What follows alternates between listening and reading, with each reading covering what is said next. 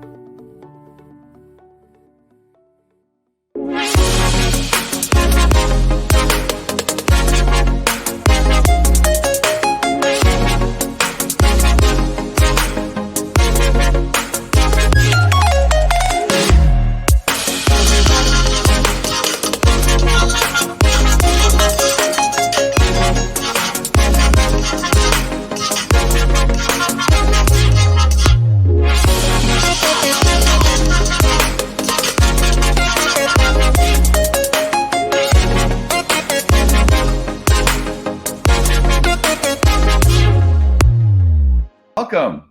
Hi, everybody. Welcome to Unbox, the art and science of sustainable packaging. How's everybody doing today? Before we get started, I want to see where everyone in the world is. My name's Yvonne. I'm going to be hosting the event, but in the chat right now, if everyone can go in the chat and give us a little hello, bonus points if it's in a different language, and tell us where in the world you are. And the reason we're asking is because it's been a tough couple of years for the world, hasn't it? No matter where you live. And there's two ways you can kind of see it: as an obstacle that you wait to be over, or as a challenge to overcome. And one of the things we wanted to do at SGS was we really wanted to see this as a challenge. 2020 and 2021 were hard years, but what can we do to move ourselves forward? And that's where the whole idea of UNBOX Summit 2021 came from. And that's why we're so happy that you're all here with us today. And to speak a little bit more about that, I want to welcome one of our first speakers. He's a member of our packaging team here at SGS. My friends, here's how we're going to do applause for today. No one can see each other, but what we want you to do is in the comments, every time you want to applause, put your best gibberish. Just gibberish, gibberish, gibberish. That's how we're going to do applause. And please, let's get that gibberish applause in to welcome our first speaker of the day, to welcome us all, Jack Cohen. Jack, my friend, how are you? Thank you, Yvonne, and welcome everybody to our very first Unbox Summit. I'm Jack Cohen, the sales executive for the SGS Packaging Labs. SGS is the world's leading testing, inspection, and certification company with packaging services across the globe, providing quality assurance solutions for packaging. We see so many different types of packaging materials in our labs every day, so I'm really looking forward to learning more about the science behind these materials, as well as some of the changes in the laws that regulate packaging and packaging materials. So whether you are a packaging engineer, a designer, a supply chain manager, or in sales like me, you will definitely learn something valuable today and take home with you and use in your jobs every day. So with that, let me just thank the presenters, the production team behind this event, and especially all the attendees out there across the world. Grab a cup of coffee, enjoy the program, and let's get started. Yvonne? Thank you so much, Jack. And listen, coffee is not obligatory. If you're a tea or water drinker, that is also acceptable. So let's get this party started. And I mean, what says party more than repulpability and recyclability, which is our first topic of today. And honestly, though, I know I make a joke, but man, it is a very interesting topic right now as we move away from plastics. And our first speaker is, for the past 30 years, he hasn't just been working in research. He hasn't just been working in business. He's been working where those places meet. And he's universally recognized as an expert in paper and paper-based packaging, bio-based plastics, compostability, and recyclability. So please help me welcome our first speaker of the day. Ladies and gentlemen, put the gibberish in the chat. And welcome, Dr. Paul Fowler. Hey, Ivan, thank you so much for that almost overwhelming introduction. I didn't know that I sounded so good, sir. I do what I can. Well. So I'm going to talk about repulpability and recyclability of paper products, which is really the back end after all that high performance work in terms of functionality of paper packaging has been done and it served its purpose. then what do you do with those materials at the end?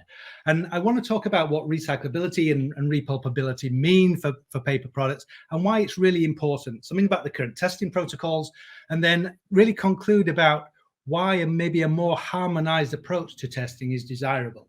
This slide really sets out controversy in the media and amongst materials producers and material recovery stakeholders, trade associations and environmental NGOs around the efficacy of materials recycling. So that right in the middle there, you see a headline, The Great Recycling Con. And I don't know, Ivan, did you maybe see some of these headlines over the last couple of years as well? People talk about this stuff all the time, that, oh, there's no such thing as recycling, and most of the things we put in the recycle blocks aren't recyclable. And right. I totally know what you're saying. Yes, sir. Yeah, so the Great Recycling Con, that sort of arose out of exports of large amounts of plastic waste to China and so on, and the fact that what was being put in the recycling bin didn't actually end up being recycled. But on the other hand, you see there an article or opinion from Dow at the bottom, why the recycling system is not broken.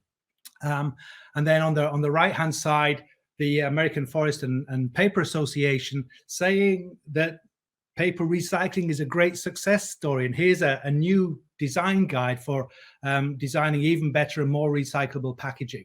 And then on the left, really, really timely legislation that came before the California Senate and House just in the signed last week by Governor Newsom, talking about and actually implementing a ban on recycling symbols on things that aren't recyclable.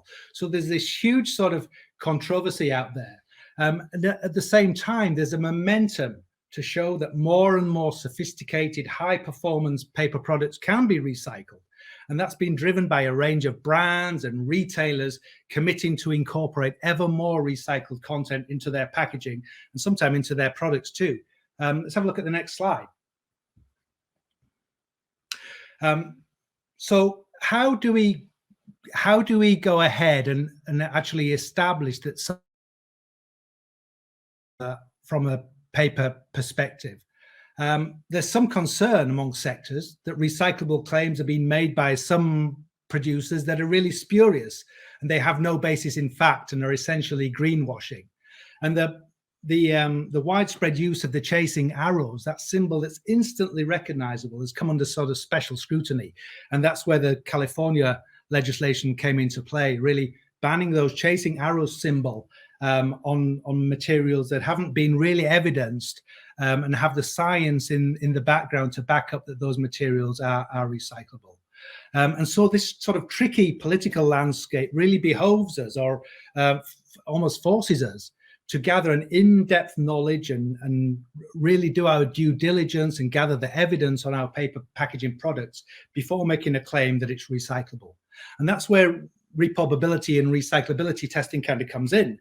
And you'll see here that there's a number of different published and unpublished proprietary methods for establishing recyclability and repulpability protocols, both in the US and Europe.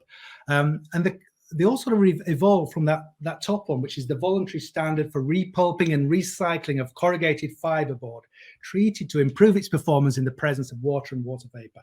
A long-winded title, but it really revolves from a decade and a half ago, where paper box manufacturers wanted to get more material into the recycling stream. This voluntary standard and the subsequent labeling system that went along with that was a way of doing it, really focused on wax alternate coatings for adding water resistance to products. And then there's been sort of like an iteration of those protocols over the last decade or so, both in Europe with what CEPI has done, and in the US too, to try and extend some of those foundational principles to a broader range of substrates to establish recyclability and repulpability and so on. I guess kind of culminating in this year's design guidance for recyclability, which is guidance. It doesn't actually set out a sort of a testing protocol in its own right, but they're sort of competing if you like, standards, proprietary standards out there. And I want to argue towards the end of the presentation is that I think there's a real opportunity to become a lot more harmonized in terms of the way that we establish recyclability and repulpability. And I'll tell you why. So what do we mean by repulpable and recyclable for a start? I've talked about that at length now. So let's get into a bit of definition. So repulpable means a fiber material that can be, you can drop that material, fiber-based product, into water, stir it or homogenize it, and recover the fibers that come back into suspension. And so in that way, you have to be able to recover a certain amount of material using a specified process. And so repulpable is a key sort of element of recyclability and repulpability testing. And recyclable means that you can take a used paper product and reprocess it back into a new paper product according to again a defined process. So we carry out tests that are in those published protocols, or a lab owning a proprietary protocol can also perform those tests and establish that an item can be technically recycled, which means that there's a process by which you can do that. But there's another hurdle which revolves around these recyclable claims. And look carefully there. It says that it's deceptive to misrepresent the product or package is recyclable. And you should not market it as recyclable unless it can be collected, separated, or otherwise recovered in the waste stream through an accepted, well-established recycling system. And if that's not possible, then marketers should clearly and prominently qualify their recyclable claims. This is guidance that is codified in the Federal Trade Commission's Green Guides, their claims for their guidance for making environmental claims on packaging and so on. So beyond that sort of technical requirement, there's also there's a requirement to establish that collection sortation is feasible too. Little fun fact actually about those chasing arrows that have come under such scrutiny from the California legislature. I haven't any idea where those chasing arrows came from. You know what? I was going to interrupt you when you first brought them up, and I was like, I have no idea. I have no idea. It's just always been there. I'm young, so it's just always been there. Really, really interesting. So 50 years ago, there was a company called the Containerboard Corporation of America. It's since been subsumed into a massive box manufacturer called Westrock. 50 years ago, the Container Corporation of America was concerned that not enough of its boxes were being recycled. So this is in the 70s or late 60s, early 70s. They recognized even then that recycled content was important from the point of view of reducing the cost of their material. So they launched a competition among schools and colleges across the US. And the winner of that competition was a guy called Gary Anderson. He's still alive, and he drew those really? chasing arrows and won the competition on that basis. So is this guy like an international round speaker as well, or was that it? And then he just faded into obscurity? I don't know. I haven't dug that deeply, but it's kind of interesting that 50 years ago, the same sort of conversations about recycled content were happening and how to achieve more recycled content in boxes. So there's nothing really new, I guess, in what we're talking, just that the context has changed extremely dramatically over that period of time. There are the chasing arrows, look, that have come under some sort of pressure from the California legislature, but we expect that what California does, other states will go on and follow. But the goal of recycling, can we go back? The goal of the testing, though, ultimately, is on the one hand to get to do the due diligence on your product, but ultimately to be able to make a claim or represent to your customers that those materials are recyclable. And shouldn't be destined for landfill, right? It's about making sure that we can divert as much valuable fiber from landfill and put it back to reuse. And if we remember some of those earlier slides, I talked about paper recycling success story, or the AF&PA did. a huge amount of paper recycling's success story comes from the recycling of OCC, old corrugated containers, or the really familiar cardboard box that we all know and have landing on our doorsteps pretty much every day from Amazon and the like. So these labels are there to indicate that something may be recyclable. And the tracing arrows themselves, there's an ISO standard that allows you to self-certify something as being recyclable. Beyond that self-certification process, there are a number of labeling programs that you can engage with to mark and use their logo as a means of identifying your product as being recyclable. Corrugated Recycles up in the top right hand corner is from the Fiber Box Association. You'll see that if you look on the bottom of a box that you may get from Amazon. You'll also be familiar, I think, probably with the How to Recycle label right there in the top center. This is a program that's operated. You join the program and you license the use of those logos to show whether something is recycled or not. And there's various different qualifiers that I talked about in that Federal Trade Commission slides, which says what you must do in order to take maybe a multi-component package and ensure that you're recycling the bits that are recyclable, whether you should check locally, and then also when something is not recyclable at all. I can't hear you, Ivan. I'm not hearing you. Hello. No, I think your mic is your mic is off is going to be the term of 2020 and 2021. So we had a question from Marcia Matos, and will this recyclable claims and other norms only be applied to US, or is it going to be will it go to Europe and globally? This is particularly focused on US, but the CEPI guidelines are very much focused on the European system. Perfect. You can Thanks keep going, Paul. Okay. I just want to jump in with that one question. All right. And so the Forest Stewardship Council has its program of labeling. There you see that in the bottom center, made from recycled material.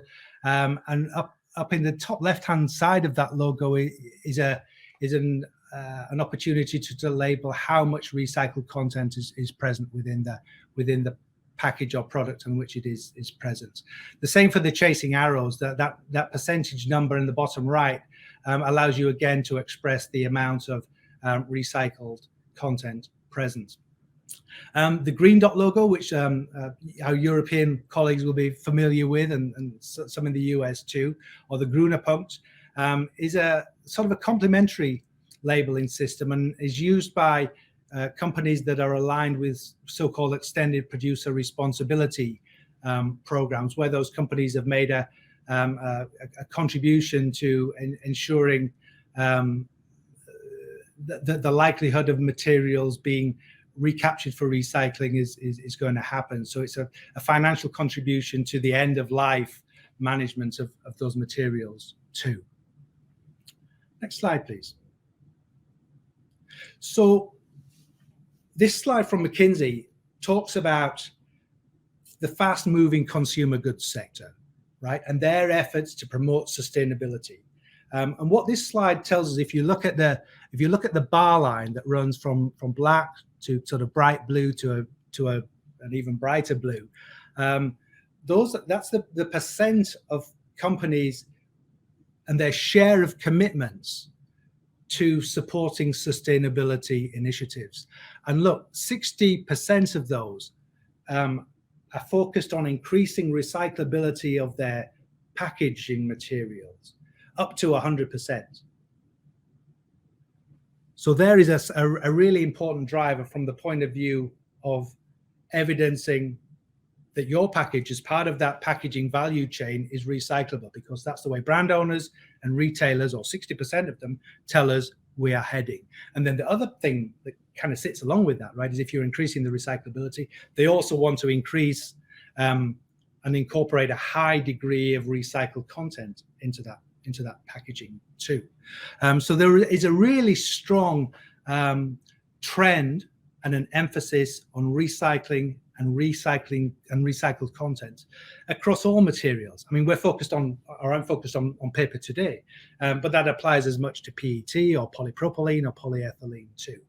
And I think this slide should be sort of front and center of our minds as we think about not just designing packaging for high performance in use and shelf life and protection and extended shelf life and protection and all that good stuff that the package is intended to do, but designing for end of life as well, in terms of establishing unequivocally that a package is able to go back into that recycling system.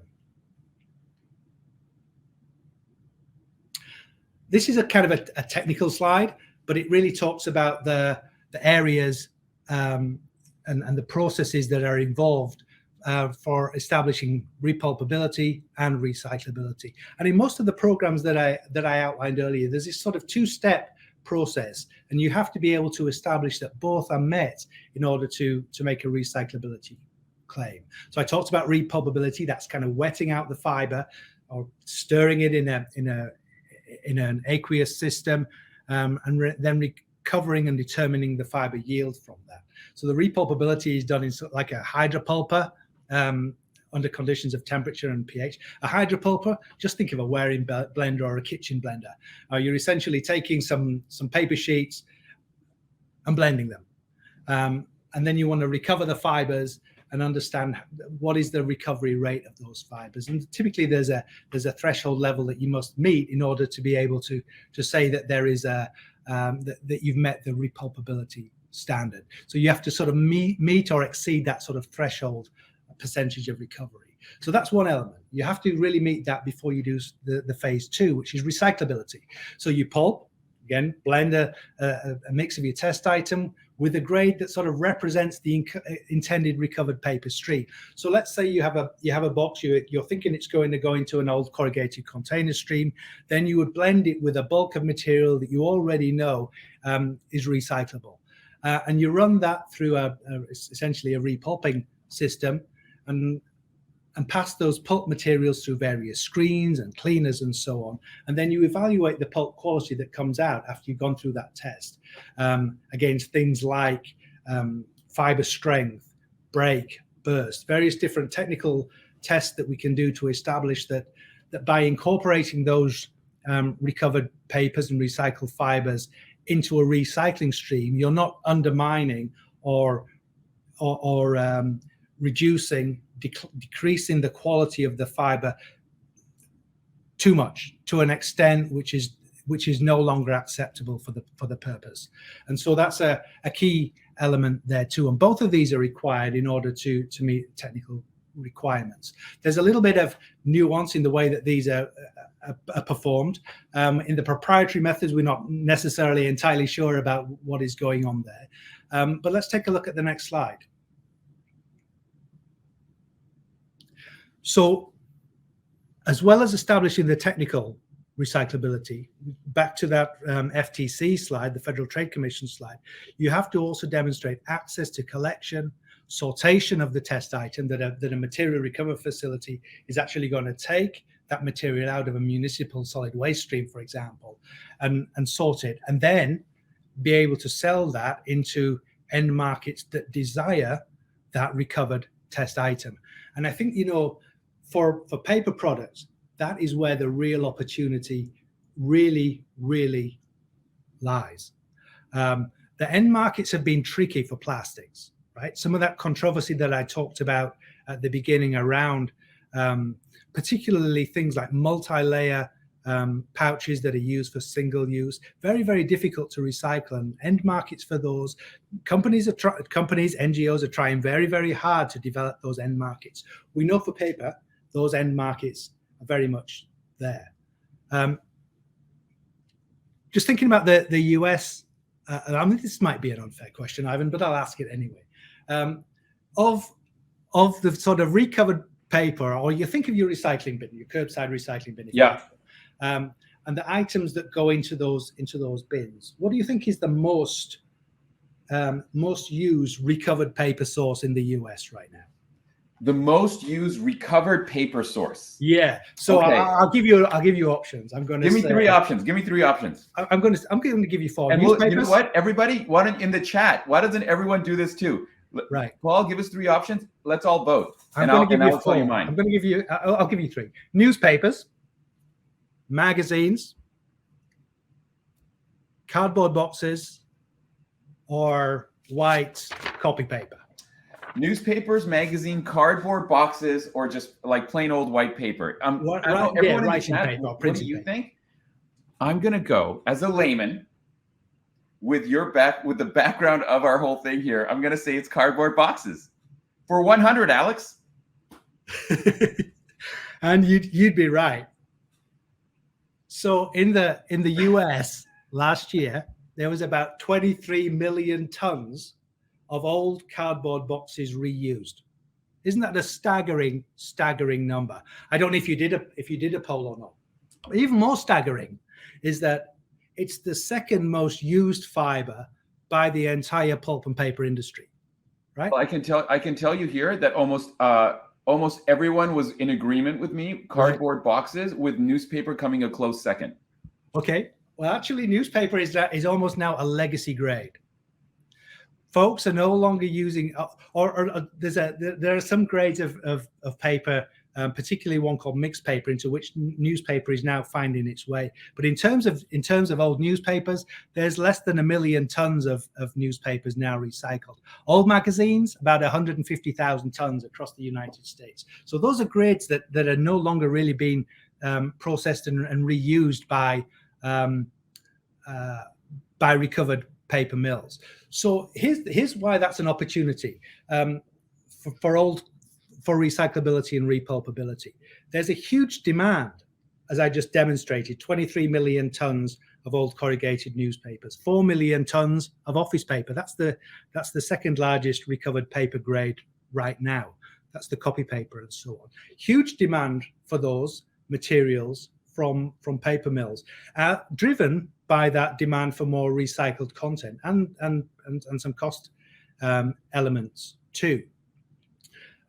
We're seeing a tightening of supply of old corrugated containers because we're seeing increased capacity coming on stream. Over the next 3 years, there's about 3 million more tons of capacity for production of corrugate coming online, which is going to demand more old cardboard boxes. These mills are going to be 100% recycled mills. And so where the initial driver has been around increasing recycled content in products, an almost as important driver is just availability of material to feed those mills. So the more material that we can divert from landfill and into recycling stream, the more that we can sort of like circularize our economy around that. Which I think is just a really sort of interesting turn of events, and that's sort of been led by the so-called Amazon effect or the e-commerce effect, where we're seeing more and more use of transportation boxes, packaging boxes for delivering goods to our curbsides and to our front doors. And so they're in for cardboard boxes, and for paper generally lies the opportunity. But I think there are limitations in the repulpability and the recyclability protocols. So there are two protocols recognized by the How to Recycle label. You might be familiar with that logo, which you would see on an Amazon mailer. You see it on boxes. You see it on food packaging. This is one that's specific for a paper insert. I think that was from a cold chain material. So two protocols recognized by the How to Recycle program, which licenses this logo, which is probably the most well-recognized one amongst consumer packaged goods companies, fast-moving consumer goods companies. But there are only really two protocols out there right now. The OCCE, which says that a test material must essentially be equivalent to OCC, old corrugated containers, as a recovered paper grade. And so the test protocol for that is where you would take a test material mix it with bulk old corrugated containers, and established ultimately that you were able to achieve a certain fiber yield, and that the blend of the material performs as you would expect OCC itself to perform, essentially targeting brown grades. And then the other one is this so-called SBSE, which is a proprietary standard. And there's a little bit, to me, a little bit of a mixing of nomenclature here. OCC is a recovered paper grade. SBS is solid bleached sulfate, and that's a grade of virgin paper. And so having an SBS equivalent test seems to be to not really extend out the scope or be able to catch enough of the materials that are currently destined for landfill that could be diverted by the use of an appropriate sort of label. And I said overwhelmingly OCC is old corrugated containers is the grade that is most recovered. But 4 million tons of white paper, office paper, not necessarily solid bleached sulfate, magazine papers, catalogs, and so on, don't necessarily fall into these sort of high grade de-inking grades that the SBS equivalency desires. And so I think there's scope to go beyond these testings and really be much more sort of transparent and consensual about the way that testing for both repulpability and recyclability is done in the longer term. And I say that for a number of reasons. One of them is that talking to waste management companies, operators of material recovery facilities, there's a train of thought that says maybe we shouldn't be segregating in terms of OCC, in terms of sorted office paper, in terms of mixed papers and newspapers and old magazines and copy paper and catalogs and so on. Maybe we should just dump all that together into one single stream, in which case you would say, okay, well, let's have a harmonized testing protocol for all of that. And I think that might be, I don't think that is really a far-fetched idea. One part of me thinks dual stream is a better way to go in terms of recycling, largely because the paper stream tends to be contaminated by things like broken glass and whatever else goes into a single stream system. But a single stream for paper is something that we could see down the line, particularly as we see really declining use in things like white grades. And so that I think there's a real opportunity to say let's just look again at recyclability and repulpability protocols, given that the OCCE one sort of establishes from about 15 years ago, and given that the bleached white grades are sort of in decline as far as sorted office paper and so on is concerned. So that's a sort of discussion that we're beginning to have with certifying bodies and with labeling program operators and so on. So here's what I'm proposing as a way forward, is that we sort of harmonize repulpability and recyclability test methods and protocols for post-consumer fiber-based streams. And then align that certification with established recovered paper grades, which might be mixed paper. Mixed paper is a really interesting grade. That's essentially what is left after everything else has been picked out. But mixed paper is a grade which is kind of growing. And it's really grown as a result of the pandemic.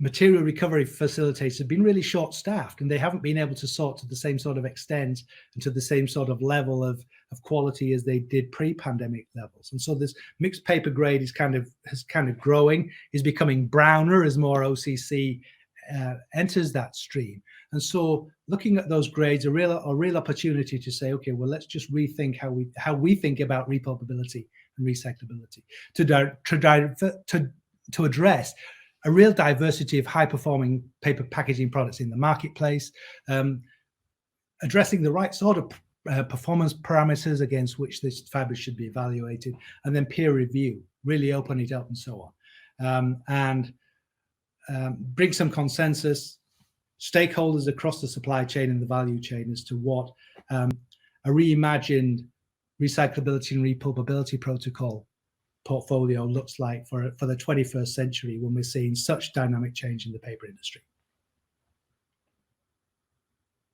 And hey, Ivan, thank you for the opportunity. Hey, and SGS, thank you for the opportunity to present today. We have some time for questions, I think. We do. We got a few minutes for questions here. First of all, everybody in the chat, can we get a little gibberish applause, please, for our first speaker, Paul? And Paul, I want to jump in right away as everyone's giving the applause. You know, you talked about a harmonized testing protocols, and we also had a question about, like, what about the rest of the world? And we're speaking predominantly about the US. So we had a question from Elaine. What about Canada? You know, what's going? We share this huge border with the US. It's very important here. And Elaine, I'll tell you something else. In Vancouver, there's like 9 different bins for recycling. Like, there's so you can't put this thing and that thing. In Toronto, it's just one gigantic thing. You throw everything in. So, Paul, can you speak a little to that? Yeah. So I think harmonization around recycling protocols would come from harmonization around collection and sortation and so on. And that is a huge big ask. I mean, as you just pointed out, right? 1 bin versus maybe nine bins and so on. I think the days of having segregation on a really large scale of different materials is probably past. I mean, that's the messaging I'm hearing when I talk to waste haulers and waste managers and so on. Okay. And so I don't think there's a hugely different case to make for different regions. I think the way that CEPI has gone across Europe with a harmonized, at least repulpability standard, is something that could be replicated. So I don't think the hurdles are technical. They may be more political than anything. And that is I think that you touched on something right there, is that it's a marketing, political, regulation thing, but it's definitely feasible, which is promising. Right. All right. We have Jay knows what's up. You can tell that Jay is definitely in the industry right here, because check out this question. Does repulpability tests need to be done under a neutral pH, or can you do it under a slightly acidic and alkaline conditions? The question we've all been asking. That is a great question. And we run ours at slightly alkaline. There is a range around slightly acid, slightly alkaline that works. But I mean, that's part of the question as well. I mean, that's when we talk about developing a consensus as to what test methods you use. Jay has hit the nail on the head, because really it depends on what is the process that has been operated at a mill, right? We're trying to model what happens in a whole bunch of different mills, and different mills are going to have slightly different processing mechanisms. Someone who's making a recycled market pulp might be doing something different than someone who's making boxes. And so that's the sort of discussion, the level of detail that needs to be kind of really hammered out, I think, in terms of a harmonized process. But I would say roundabout neutral. We can go a little bit acidic, we can go a little bit alkaline. Bravo. Okay, Paul, we got just a minute or so left here, minute or two left here. We have another question from Marcia. And Marcia asks, how much do we consider the materials to be recycling? I ask this because I do know there are suppliers that make mixtures with recycled materials to get close to non-recycling raw material. I'm not quite sure. I think the question is when we're discussing things like a harmonized standard, and you talked about mixed paper, she's talking about mixed materials. So let me give you my layman's example: a Tetra Pak. Right. That is technically cardboard, but it's got wax on it. So I don't know, you can't put it in with the paper. It's mixed paper as well. Plus it's got like an aluminum kind of thing to it and a plastic straw. What happens there? Okay, so I mean, there are mills that will take Tetra Paks, or the milk cartons. Yeah, that was just my one. That was my one example. Yeah, and the aseptics. Yeah, so there are mills that do that, and in terms of meeting the standard, it really revolves around how much fiber you can recover. So Tetra Pak and the Carton Council have done a lot of work around establishing that the fibers can be recovered and reused. So as long as you achieve that sort of minimum threshold in terms of fiber recovery, then that is feasible. Ideally, you would also have outlets for the aluminum film, which is or the deposited aluminum and the polythene as well. But in terms of the amount of volume in that sort of recovered paper chain, those cartons don't make up a huge amount, and so finding markets for small amounts of polythene is kind of tricky. And Paul, just to end with that note and looking forward to the future, one of the things that I think we've really touched on here is that we keep thinking about recycling in the process, but not in the measurement once the items are done, when the packaging is gone, and then finding markets for that packaging. Right. Yeah. Great ideas. And the great thing for paper is that there are markets. There's demand. Back to that 3 million tons of new capacity coming online across the US. There are folks that are going to need that fiber, and it behoves us to really help meet the circularity of that system. Okay. Well, Paul, my friend, thank you very much. Everybody, thank you very much. I was telling people to put applause. Some people are more technically savvy. They're giving you actual applause with little digital hands. Thank you for joining us. Your email is there in case people want to send you messages, ask questions, or I think, Paul, you also accept words of praise. Good job. Yeah, I'm very humble, but I'd be delighted to field any questions by email or afterwards. Paul, thank you very much for joining us at Unbox. Take care. And now, ladies and gentlemen, we move from repulpability and recyclability into something that I am very curious about, and I think a lot of you will find very interesting, and that is the circular economy. This next one is not one speaker, but two speakers. So please help me welcome our first speaker, which is our SGS Sales Director for Hardlines, Connectivity, and Products for SGS France, Hélène Largement. Hélène has worked in the consumer goods industry for 19 years. 13 of those with SGS, and she's also been a laboratory director in France.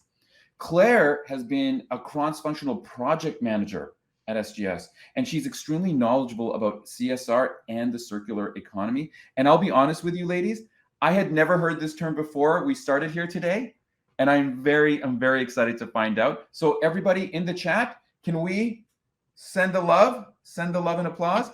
Et si vous voulez le faire en français, applaudissez-vous. Clémence, s'il vous plaît. Merci. And ladies, I pass it over to you. Thanks for joining us at Unbox. Okay, thank you for this kind introduction, Ivan. I am Claire from France, so with a very French accent. Sorry about that. I'll do my best though. I will present you the first part of this presentation about circular economy as relates to packaging. So let's begin with a very quick reminder about the types and function of packaging and overpackaging. I guess most of you, I don't know how much you know about it yet, but it's important to remind that they fulfill a variety of essential tasks. So maybe you can switch to the next slide, just to see that, so there are often three types of packaging. The primary packaging, which is also called sales packaging, and this one is in direct contact with the product. It will preserve and protect it, and it's, for example, it's plastic or cardboard box of several packages. Then the secondary packaging is the one that covers the primary packaging in order to group together a certain number of items and facilitate their handling. And lastly, the tertiary packaging, also called transport packaging, is used to facilitate handling and transport. And then there's different packaging also have four main functions. So first of all, protection of the product, of the consumer, of the environment. Also logistic during handling, storage, transport, as well as distribution. Information. It will serve as a support for the various marking and legal notices. And lastly, marketing, branding, attraction, etc. So to finish with this first slide, it has to be noted that the production of the packaged good in many cases has a significantly higher environmental impact than the production of the packaging itself.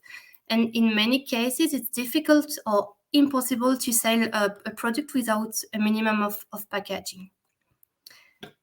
Now, you can switch to the next slide, please, regarding the key figures of the packaging global market very quickly.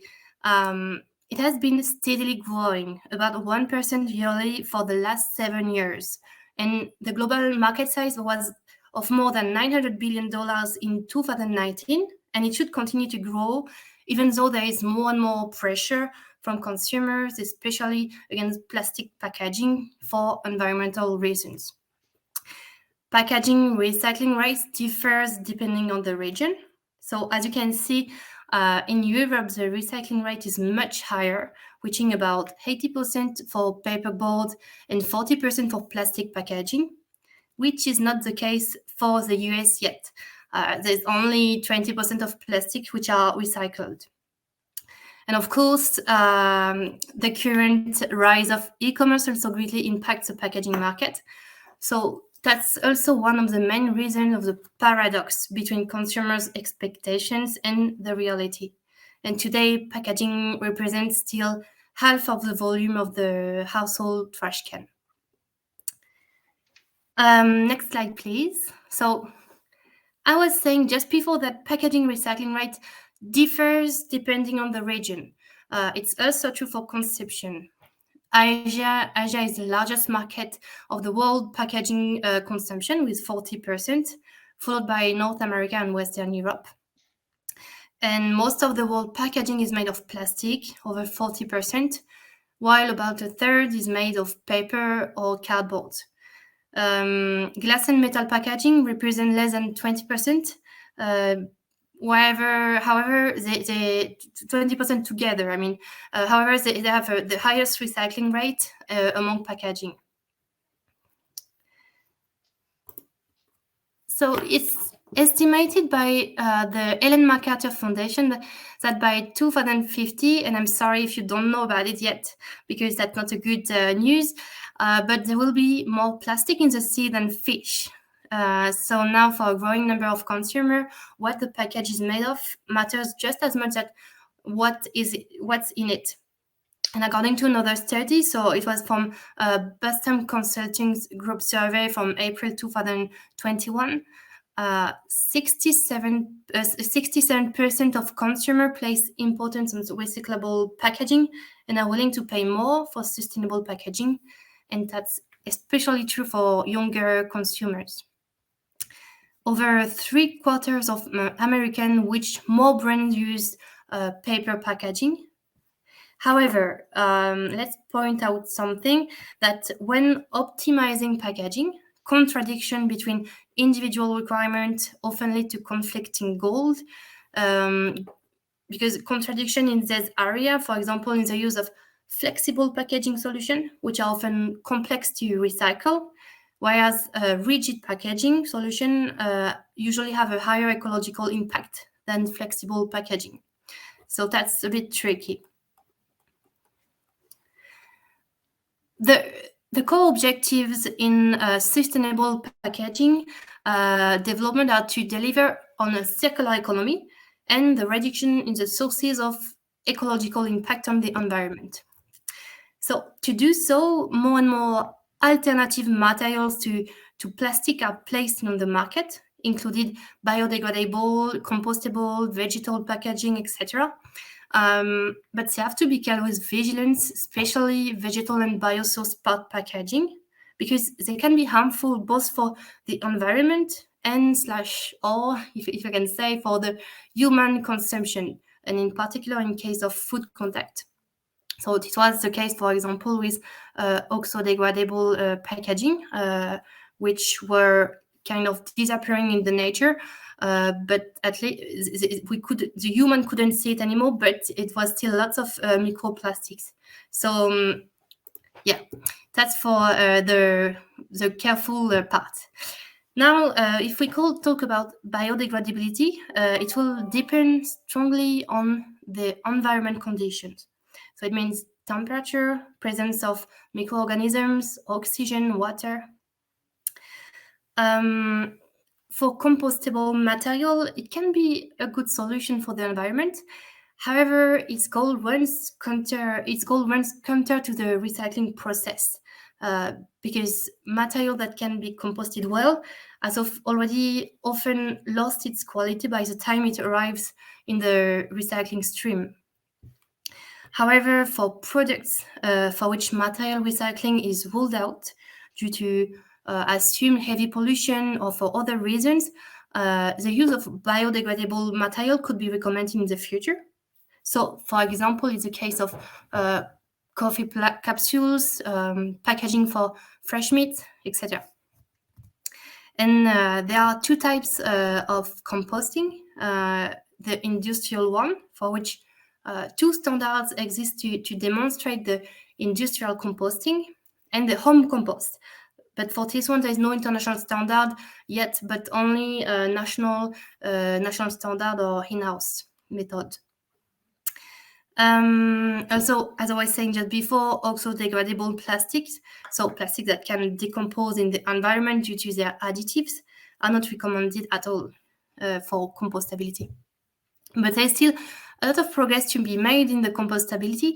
I insist on the fact that the potential advantages of using compostable plastic has to be evaluated within the framework of an LCA, so life cycle assessment. And very lastly, regarding now the recycled packaging, so there are various recommendations to apply.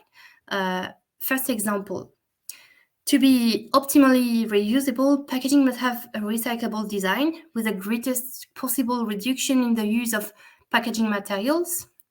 It's also better, of course, to use recycled materials when possible, as well as to push mono materials. It's easier then to use material combinations that are recyclable, as well as economical coloring, compliant printing inks and coating, etc.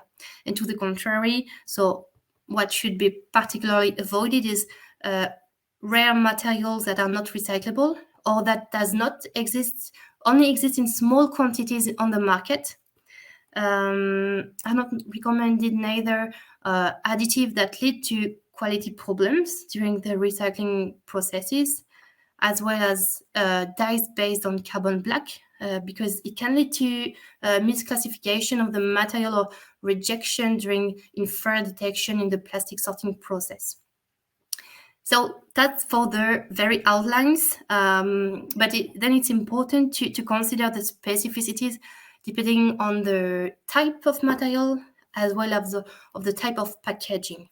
So I now give the floor to Hélène, who will talk to us about the regulatory aspect of packaging and circular economy. Okay, thank you, Claire, for all this information. Hello, everyone. So now let's have a look on the regulation. Two main regulations in the EU, the Single-Use Plastic Directive and the Circular Economy Action Plan. So as you know, packaging is a sector where the potential for circularity is very high. The single-use plastic products are more likely to end up in our seas than reusable options. For example, the 10 most commonly found single-use plastics items represent 70% of all marine litter in the EU. So that's huge. According to the Single-Use Plastic Directive, where sustainable alternatives are easily available and affordable, single-use plastics products cannot be placed on the markets of EU member states. For example, this applies to cotton bud sticks, cutlery, plates, straws, stirrer, and sticks for balloons. It will also apply to cups, food and beverage containers made of expanded polystyrene, and on all products made of oxo-degradable plastics. For other single-use plastic products, the EU is focusing on limiting their use through several actions. First, reducing consumption through awareness-raising measures. Then introducing design requirements, such as requirements to connect caps to bottles. Introducing labeling requirements to inform consumers about the plastic content of products, disposal options that to be avoided. And introducing waste management and cleanup obligations for producers, including extended producer responsibility, what we call EPR schemes. This directive also sets specific targets, including 77% separate collection target for plastic bottles by 2025, and increasing to 90% by 2029. Then incorporating 25% of recycled plastic in PET beverage bottles from 2025 and 30% in all plastic beverage bottles from 2030. So they also aim to promote the transition to a circular economy with innovative and sustainable business models. And for that, the EU has adopted in March 2020 a strategy on plastics in the circular economy, addressing issues of recyclability, biodegradability, the presence of hazardous substances in plastics, and the Sustainable Development Goals target for significantly reduce marine litter. It includes new legislative initiatives on reuse to substitute single-use packaging, tableware, and cutlery by reusable products in food services. For your information, other countries have also banned single-use plastic, as Canada, Kenya, UK, and some states in the US, as California or Hawaii.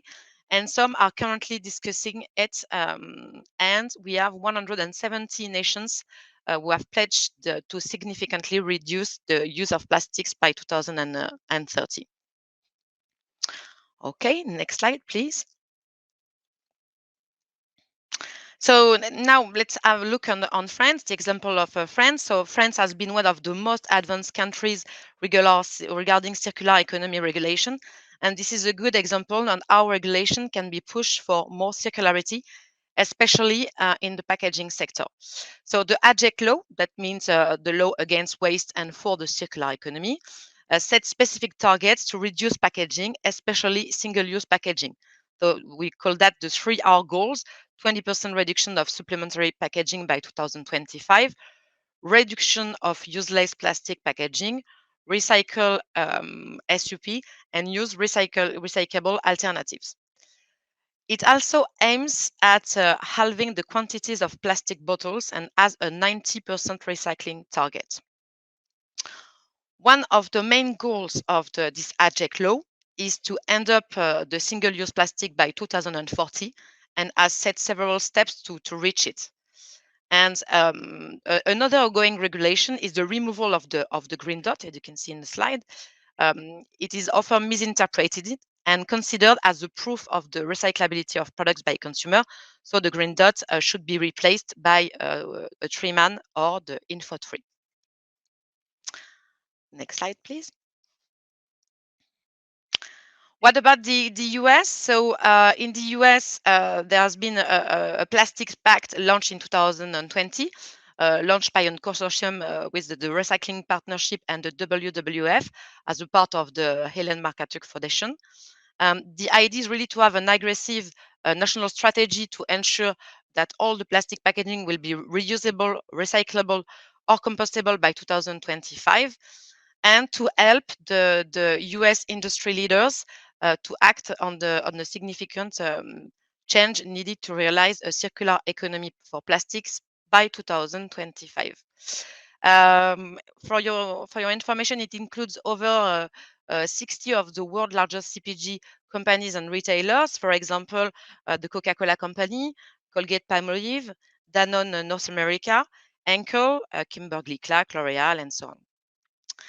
And they have defined a roadmap in 5 steps. The first one is to define a list of the packaging to be designated as problematic or unnecessary by the end of this year.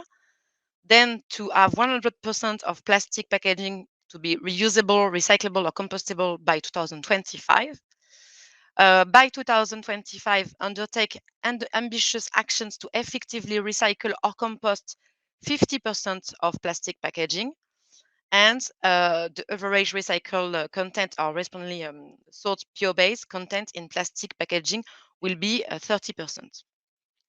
That's mainly for the US. So that was just to give you an overview of the regulation on what is the single-use plastic directive, how it works in the EU, the circular economy. Like I said, it has been launched by France too, but Europe will follow as we saw. And I don't know if maybe there was some questions. Thank you. Indeed. Yes, indeed. Hello. Thank you so much, ladies. Everyone, we're going to see how bilingual everyone is. I looked in the chat and there's a lot of people from the US, but also from around the world. So instead of applause, ladies and gentlemen in the chat, can we get a little merci? I'm not even going to tell them how to spell it. We'll just see. Can we get some mercis in the chat, everyone? And while everyone is giving you the thank yous and they're already coming in, a question, ladies. I have a few questions for you here. So in terms of, you mentioned like several times the circular economy. How does that relate specifically to packaging in terms of how does the packaging, we ship something from France to, let's say, Halifax or to New York. Then it's there. All the packaging is now across an ocean. How do we create a circular flow there? Ellen, do you want to get it? To take it? I think that's that's what we see, Claire, in the first question we have received in the chat. Yeah. So in other words, what are the main challenges for the circular economy in packaging? Exactly. Okay, I get it. Sorry. Well, that's a very good question, especially to begin maybe the Q&A moment. I'd say that there are lots of challenges in the circular economy, but let's say that the biggest one is to be able to offer the same level of service, quality and safety. Just remember what I was saying in the introduction about the function of packaging, protection, safety, etc. It's important, but those are challenges to keep that, but being circular. Because even though we tend to reduce packaging as much as possible, it's so functional, often essential. Packaging is a means of preserving, protecting, transporting, explaining. I mean, it's a wonderful support for use. So the first challenge of packaging today is to integrate these new challenges of environmental transition, but to do it by offering the same level of services. So that's I'd say the first one which come to me. But I said now the second would be to be able to create, to spark innovation. There have been a lot of innovation over the past 50 years, but there are mainly innovation around petrochemicals and plastics. We have probably forgotten other solutions like deposit, reuse. I mean, other materials that already exist, like glass that could be made lighter. But also by saying that, another challenge. Sorry, you touch on a really good point, Claire. I'm so sorry to interrupt, but you make a really good point. Weight, and that's something that no one thinks about too much. But when you said it, it was like, because just by making things lighter, that can have a huge impact, can't it? Yes, totally. I mean, the first thing we try on packaging is to reduce packaging. And instead of reducing the weight of packaging. You're blowing my mind. You're blowing my mind right now. But saying that, you also have to avoid false good environmental ideas.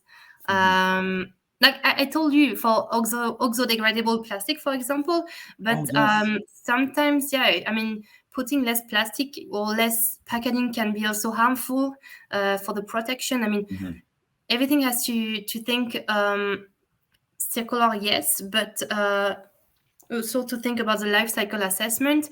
For example, if you take I don't know, wood that comes from another part of the world, and so it's not circular. Yes, maybe it's recyclable, but it's not. I mean, it's not local. You know what I mean?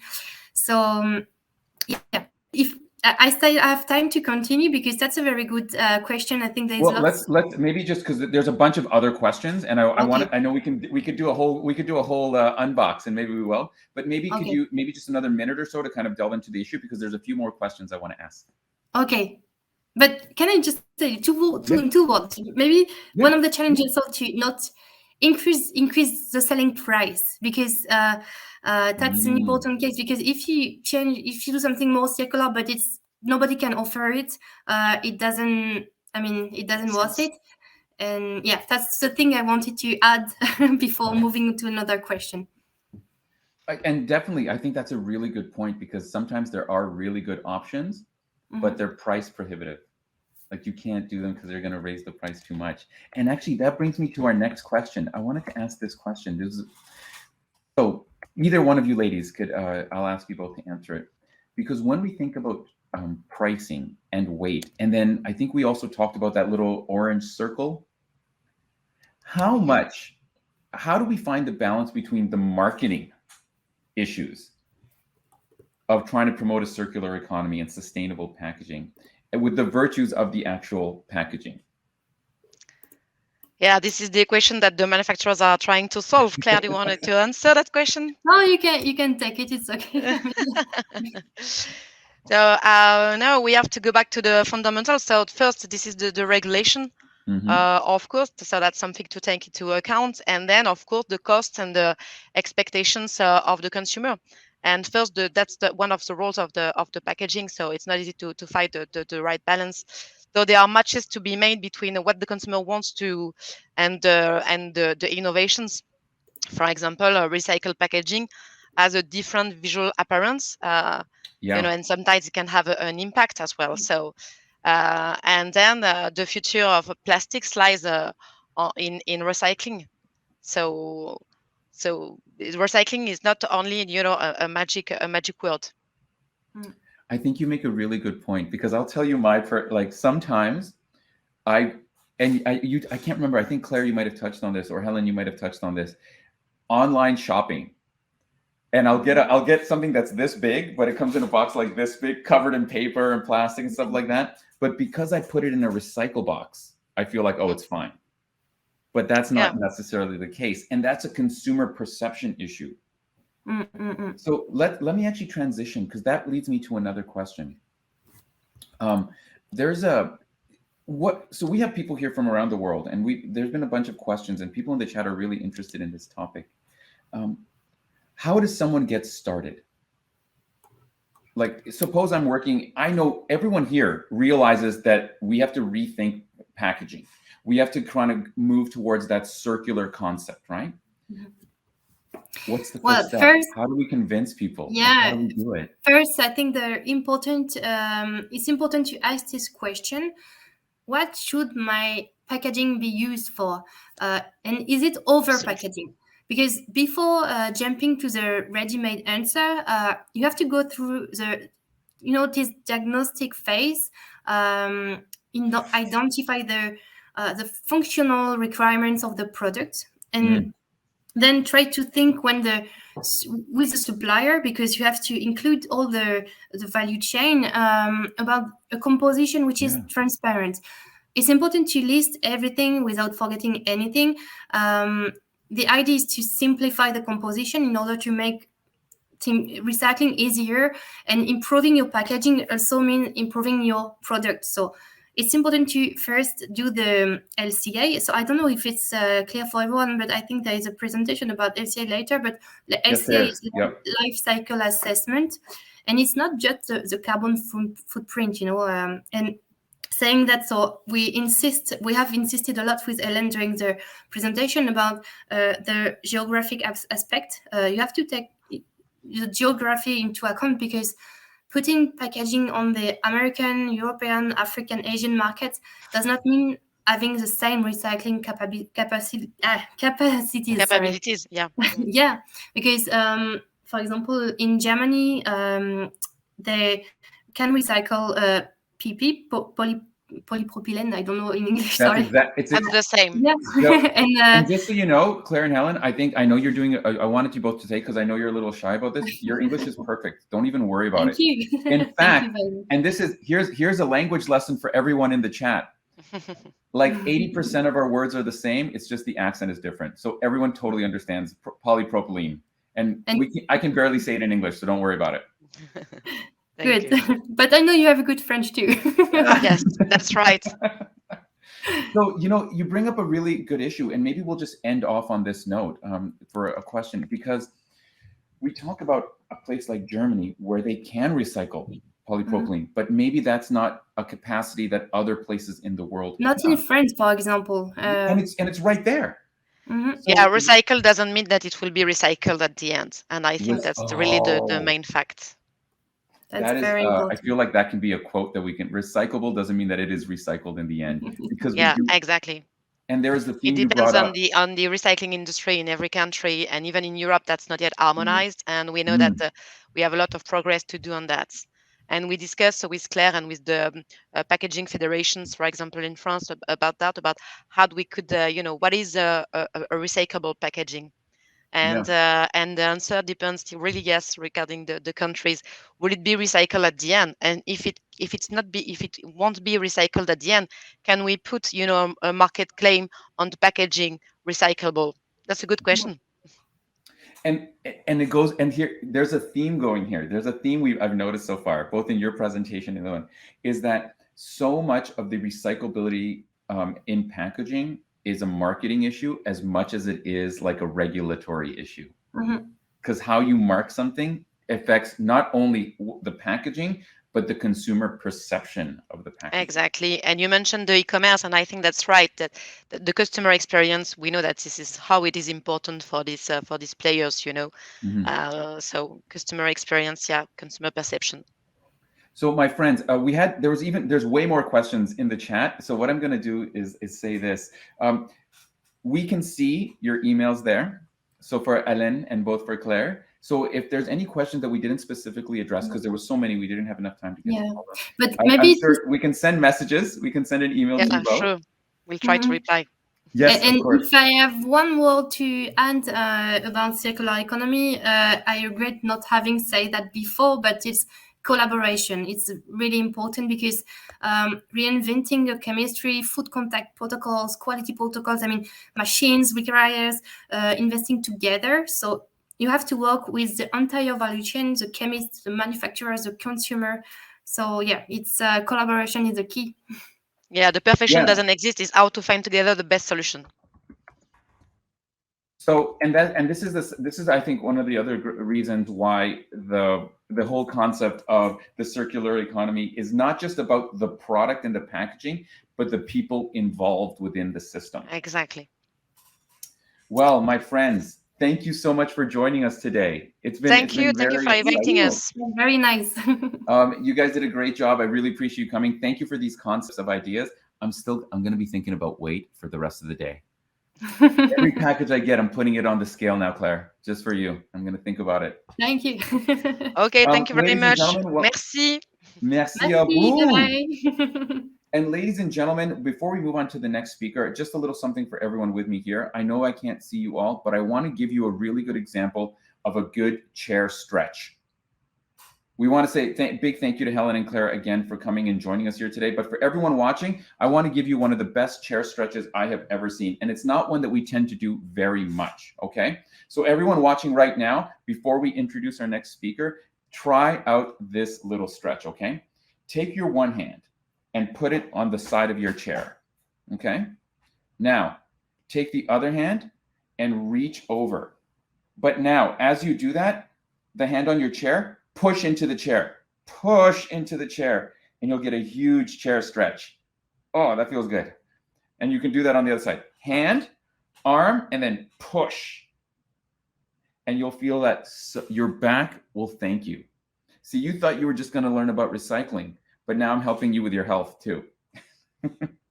Ladies and gentlemen, we're going to take just a quick 15-second break. Thank you all so much for joining us for Unbox. And I'll see you in just about 15 seconds with our next speaker.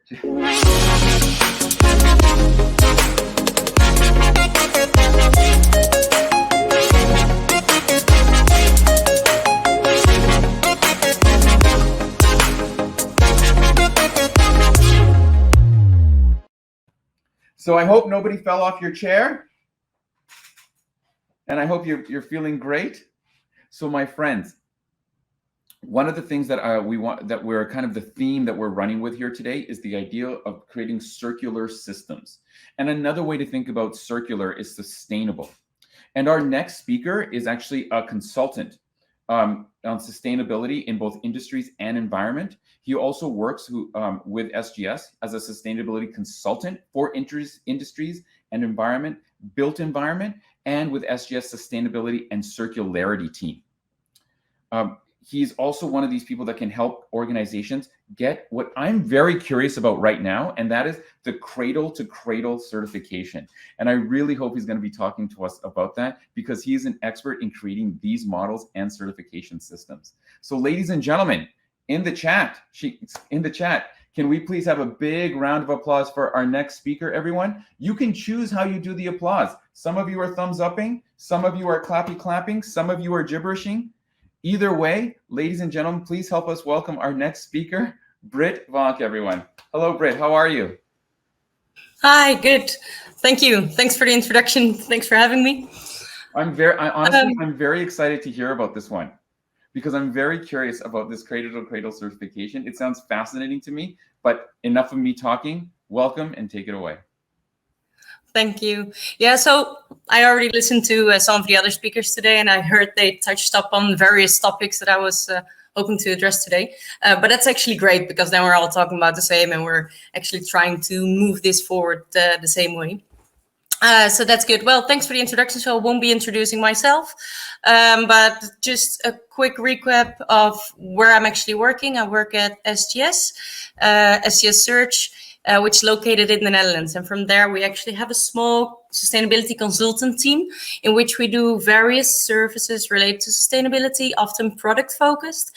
So we do, in general, some sort of sustainability circularity advice. There's a lot of advice you can give there, so I won't go into it too deep. We also do a lot of renewable energy consulting, but the two services that I'll be talking about today that I'm hoping to introduce to you is actually life cycle assessments and cradle-to-cradle certification, in relation to how those will actually help you to select sustainable and circular materials. So to start a little bit from the beginning, which is on the next slide, is about the environmental issue that is actually here. We talked about it already, but when we're talking about packaging, one of the first things that actually popped up, which is also the weight related thing, but there's just lots and lots of packaging. We live in a very consumptuous society, and we just use packaging for everything almost nowadays. So we use a lot of resources, and that's actually something we would like to prevent. But apart from that, there's also a lot of pollution, all the way from raw material extraction, but also during the user's phase, during transport, all the way up to end of life, whether that's going to be waste or whether that's going to be used as a resource again. So because of the amount and the way we're actually using it, you could say that most sustainable packaging would be no packaging. So that will be less materials, so more sustainable. Although that's not always necessarily true. If maybe to give an example, if we're talking about cucumbers, maybe if you've heard of this already before, but packaging could actually help cucumbers to preserve them a little bit longer. Whether that's then more the environmentally better choice, that would need to be decided. I haven't weighed them out actually. But in basic, the less materials we use, the more sustainable it is. So there's a lot of thinking here. And if you go to the next slide, then so the one that we actually would like to do is to make it more sustainable. We're talking about sustainable and circular product design in a way of thinking how to design your product and how that could actually benefit. The environmental impact, which is one thing. When we're talking about sustainability, we're often talking about environmental impact, and that's often the way it's interpreted. But what I just want to point out is that when we're talking about circular product design, we're actually more focusing on the cycling of materials. So there are different intentions there that should be pointed out, and cycling materials doesn't necessarily have to lead to a better environmental impact.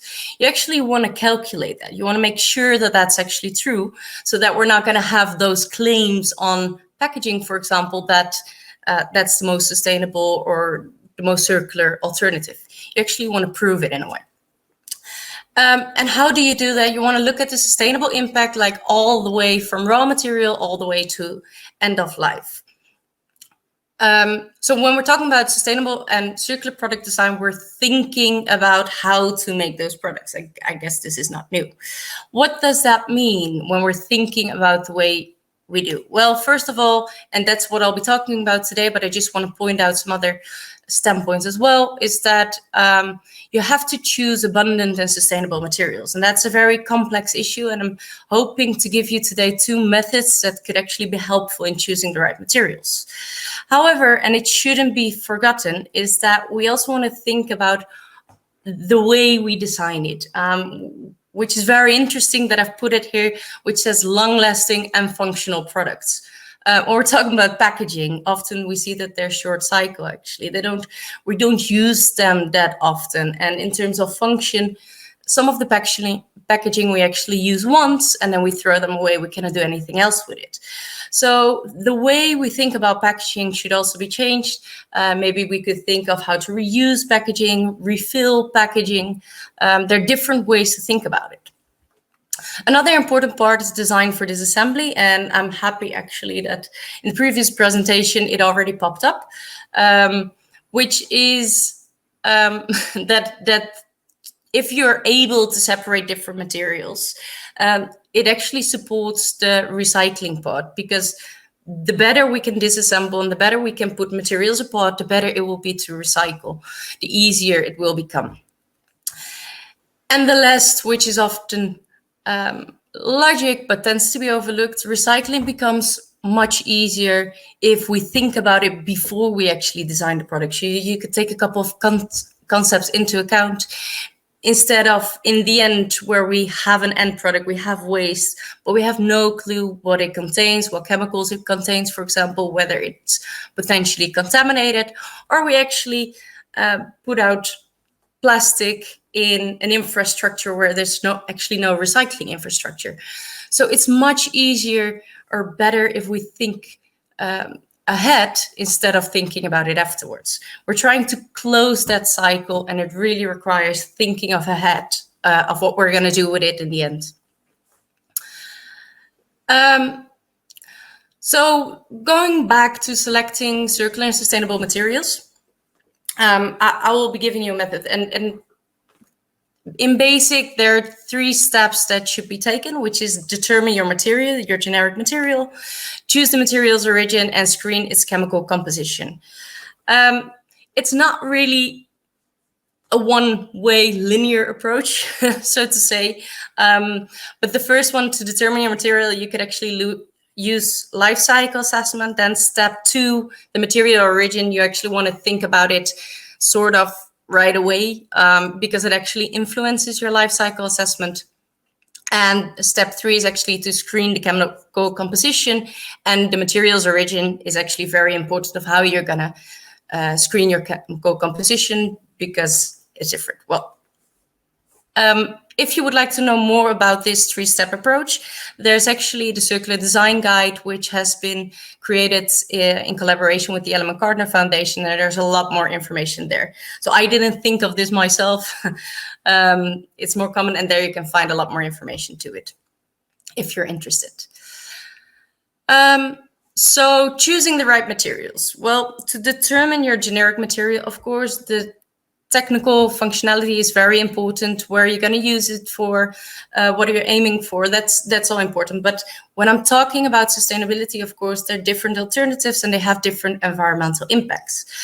You can imagine that paper doesn't have the same impact as plastic, metal, or glass would have. But also when we're looking at the material's origin, of course, taking plastics, for example, from virgin materials in the sense of fossil resources has a different environmental impact than choosing bioplastics or even recycled materials. So how do you do that? How do you actually know what is the better environmental choice? To give an example, you have a choice between paper and you have a choice between plastic, which is on the next slide, perhaps. Yeah. So there's 2 options. You have two materials. I don't know if it's actually good, but let's say that they fit with your product. They fit with what you're looking for. And there's the option of using paper, or there's the option of using plastic. For paper, you know quite some information. It's FSC recycled.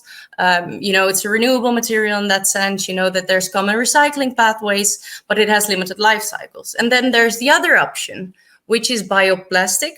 You don't know that much about it, but you do know it's renewable material. So how do you determine between these two, which is actually the better environmental choice? How do you measure it, and what should you be looking at? A very difficult question, but luckily there's a method to actually help you determine it, and that is called a life cycle assessment. What is a life cycle assessment? A life cycle assessment actually evaluates the environmental impact of your product. So for the main materials, but also if you're using glues, for example, or coatings, paints, whatever is all included, it calculates your environmental impact on various endpoints. I've here listed some example, for example, carbon emissions, but it also looks at water use, land use, acidification is another, ozone depletion is another one. So in basic, if you heard of calculating CO2 emissions, for example, it does it in the same way as a life cycle assessment, but then very specific on one endpoint. And how does it do that? It looks at the environmental impact all along its life cycle, starting from raw material to its production, to transport, use phase, and end of life cycle, of course. So it calculates the environmental impact, and the outcome thereof can be helpful to see, okay, what is now actually the better environmental choice. So it allows you to make a comparison. Maybe to give a couple of facts, this life cycle assessment and this method was created in the 70s or 80s, and it actually originates from the packaging industry. So it's commonly used. Maybe you're familiar with it, maybe not, but I just wanted to point it out there, how you could use it and what the advantages obviously could be. So yeah, it's a very quantitative method that helps you to determine what is the better environmental endpoint, but it also allows you to compare different materials when you're doubting what is going to be the better one. And it also allows you to do high impact optimization, because the outcome of the life cycle assessment will show you where your product has highest impact on. And that will allow you to focus on those specific areas. So if you could see that the most environmental impact is during raw material extraction, you could actually try to see if you could change something there.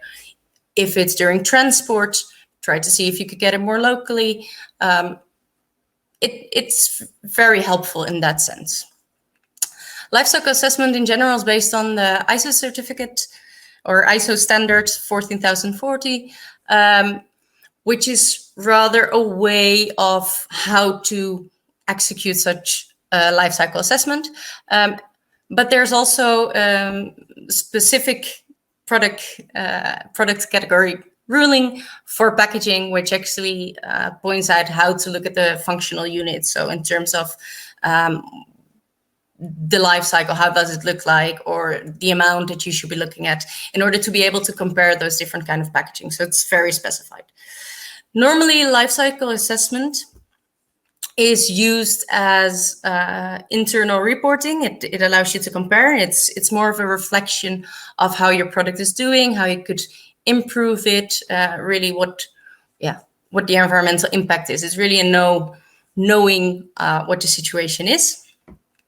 However, I could imagine that you might be interested also to use it externally to communicate it to your stakeholders. In that sense, in that case, you would be able to request an environmental product declaration.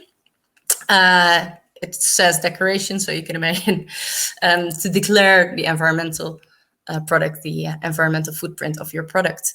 There are various operators that do it. There are various companies that do it. They all do it in a slightly different way, but overall, it all comes down to the same thing. So that's actually the life cycle assessment. Then we move on to the next step. So you thought about which generic material you might be interested. You have maybe compared it. You also looked at the material's origin, but now you want to go into much more detail. And that will be screening the chemical composition, because if in the end you chose plastic, one plastic is not the same as the other. There might be certain additives in it for which there's really an environmentally better choice. So you want to go much more into deep. And to do that, You want to look at chemical safety, for example, and yeah, to really assess the material into detail. If you go to the next slide.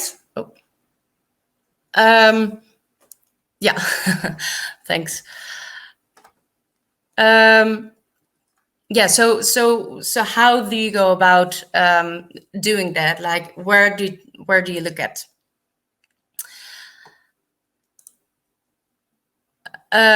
And how could you optimize, and how could you stay ahead of international chemical regulations, for example? They're quite specific questions, and we often notice that companies are struggling with that to find a practical framework of how to do that. Well, there is Cradle to Cradle. Cradle to Cradle is a philosophy, actually, that, if you go to the next slide, sorry, is actually a philosophy that draws on environmental chemistry and looks at material flow management. And what does that mean?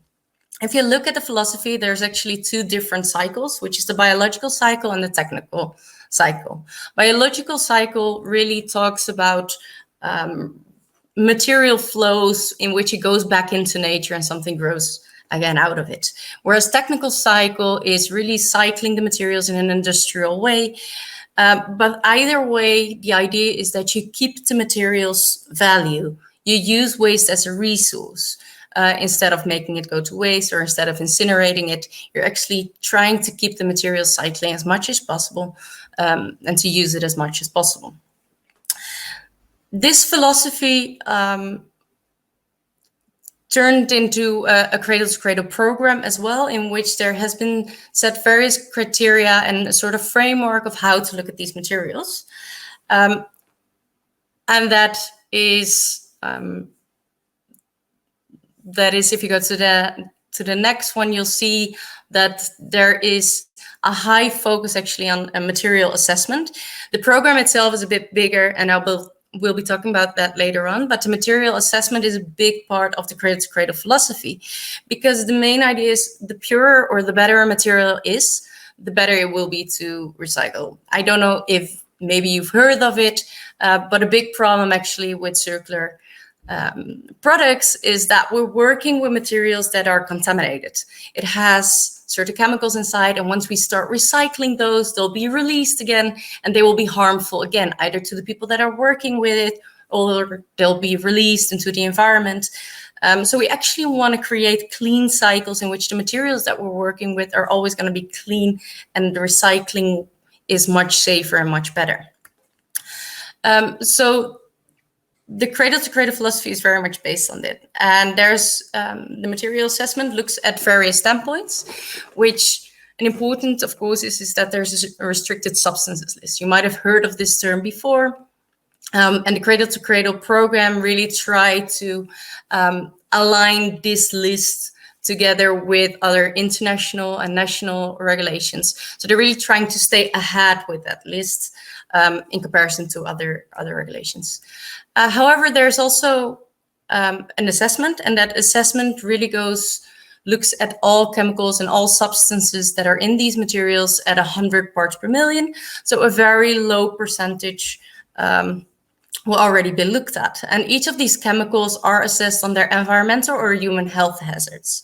So the outcome, which is actually an ABCX rating, is very specific for each chemical that is being used within what material.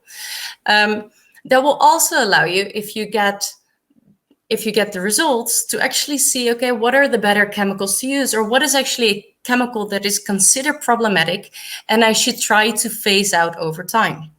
Within the program, you get time, you could do it at the recertification cycle, doesn't really matter, but you get quite detailed information that you otherwise wouldn't get. And in that way, it also allows you to move or to improve your product and your materials that you're using to create clean cycles, to create optimal product circularity. And what I just wanted to point out here is that within those materials, the origin of the material is very important here. When we're talking about virgin materials in terms of fossil resources, there's a lot of substances you could choose from, and you could basically pick and select the ones that you would like to use in order to get the right end result in terms of aesthetics or in terms of technical quality. You kind of know what you're putting in and you know what comes out. All of these substances, of course, have their own environmental or human health hazards. Maybe not, but maybe they have. If you would like to do a quick review, you could always go to MaterialWise, which is actually a free tool that you could use. If you would really join the program, then the information that you're going to be getting is a lot more detailed and a lot more extensive, but it's a good way to start. If we then talk about renewable materials, in a way of that it's bio-based or compostable, you could still choose the substances that you would like to use. They're still known. If once you're using them, there's not going to be a big variation between them. But of course, there's a lot less substances that are defined as a renewable material. So your options are a bit less. However, you still know what you're putting in, and you could still actually review them with a tool such as MaterialWise. When we're talking about recycled materials, and this is always an interesting topic to talk about and to discuss, it becomes a bit more complicated. There are different ways of recycling materials. Where does it come from? There's pre-consumer waste, which comes from industrial waste, often from production. And then it's quite clear, or we could try to figure out the exact composition of it. We know where it comes from. We even could know the producers of it, so we could try to figure out, okay, what does it actually consist of? When we're talking about post-consumer waste, this is a lot more difficult because obviously we don't know who produced it and we don't know what the producer had put in. So there could be some additives or any other contaminants, think of coatings, for example, that have environmental or human health hazard, but we simply don't know. The other part of it is, while we're actually collecting, maybe it got contaminated despite of the cleaning methods that they have. There is still a chance of the material being potentially contaminated. So a tool like MaterialWise wouldn't be useful because you simply couldn't measure the contamination of it. So it would require testing to ensure chemical safety. This is always difficult because then what are you going to be testing for? What are you going to be looking for? Well, within the Cradle to Cradle philosophy and within the Cradle to Cradle program, there's actually a sort of a pathway that will help you to determine what you should be looking for and what risks there are, and how you should be looking at the material in terms of chemical safety. So it becomes very practical in that sense. That might be useful for you as a producer of packaging, of course. So Cradle to Cradle and Cradle to Cradle program, how does it help you as a producer? Well, it helps you to look at chemical safety and staying ahead of national and international regulations regarding chemical safety. It also will help you to create those circular materials, as it will help you to create those clean material cycles by really looking at your materials in detail, and allows you to optimize in detail, to look for alternatives. If you're using any substance that might not be as friendly, it will allow you to really focus on that specific substance and to try to find an alternative. And it also helps you in terms of giving you a practical framework of how you should be looking at these materials, and what you should be looking for. The Cradle to Cradle Certified program, however, is also a third-party certification that helps companies to make products ready for the circular economy. There are two kinds of certificate. There's really the material health certificate, and that basically focuses on the material health section that I've been talking about today, because the presentation, of course, was about selecting sustainable and circular materials. So I haven't gone into the other 4 categories. But just to point them out, if you want to get the full certification, full Cradle to Cradle certification, then there are 4 other categories, which you can actually see on the presentation, which is also product circularity, clean air and climate protection, water and soil stewardship, and social fairness. And also for those categories, it's a much more practical approach of how to work towards sustainability. How could you improve? And it really offers that stepwise approach of doing a little bit better over time. Yeah, and it could be very helpful if your company is actually interested in improving in terms of sustainability. Hello, That's it. Brit. Oh, that's it. Great. Hello, everyone. Let's have a little applause for Brit, everybody. Brit, my friend, I was so curious about this cradle to cradle kind of certification. I think there's so much value there. But we did have a couple of questions, Brit, about life cycle assessments. Everyone's favorite topic. In fact, here's the funny thing. I actually put it in the chat. I said, how many people are currently trying to use a life cycle assessment? And I would love to see in the chat right now, everyone, if you are trying to incorporate it or you have incorporated it, give me a little smiley face or something. But in the meantime, Brit, here is our first question. This is from Elios. And Elios says, which is the kind of the hardest, most difficult part of a life cycle assessment? Like in terms of that process that you showed, which seems to be the biggest hurdle for most organizations? I guess it's the interpretation part of it, because collecting the data and getting the life cycle assessment done, of course, you could hire experts for it. There are also various tools that you could use, but the tools are a lot less into detail. And if you get an expert on it, it could be it will just simply be much more specific to the product that you're using, it, sector that you're using it in. But the interpretation, because once you have the outcome, then how are you going to determine which is actually the environmental better choice? Because one life cycle assessment that you did on one product might show different outcomes with different environmental impacts, whereas the other one has completely different endpoints with high outcomes. Is the one better that has less CO2 emissions, but high acidification, or the other way around? You know, what's actually better? So how are you going to then determine between those two which you should choose? Okay, so Brit, how? Help us. Help. or is that that's a bigger discussion, I think. That's why we should reach out. There are different methods. Maybe just to point it out, you could actually get like a panel committee with experts, and these experts are going to be telling you from their perspective what they think is actually the better choice for your product.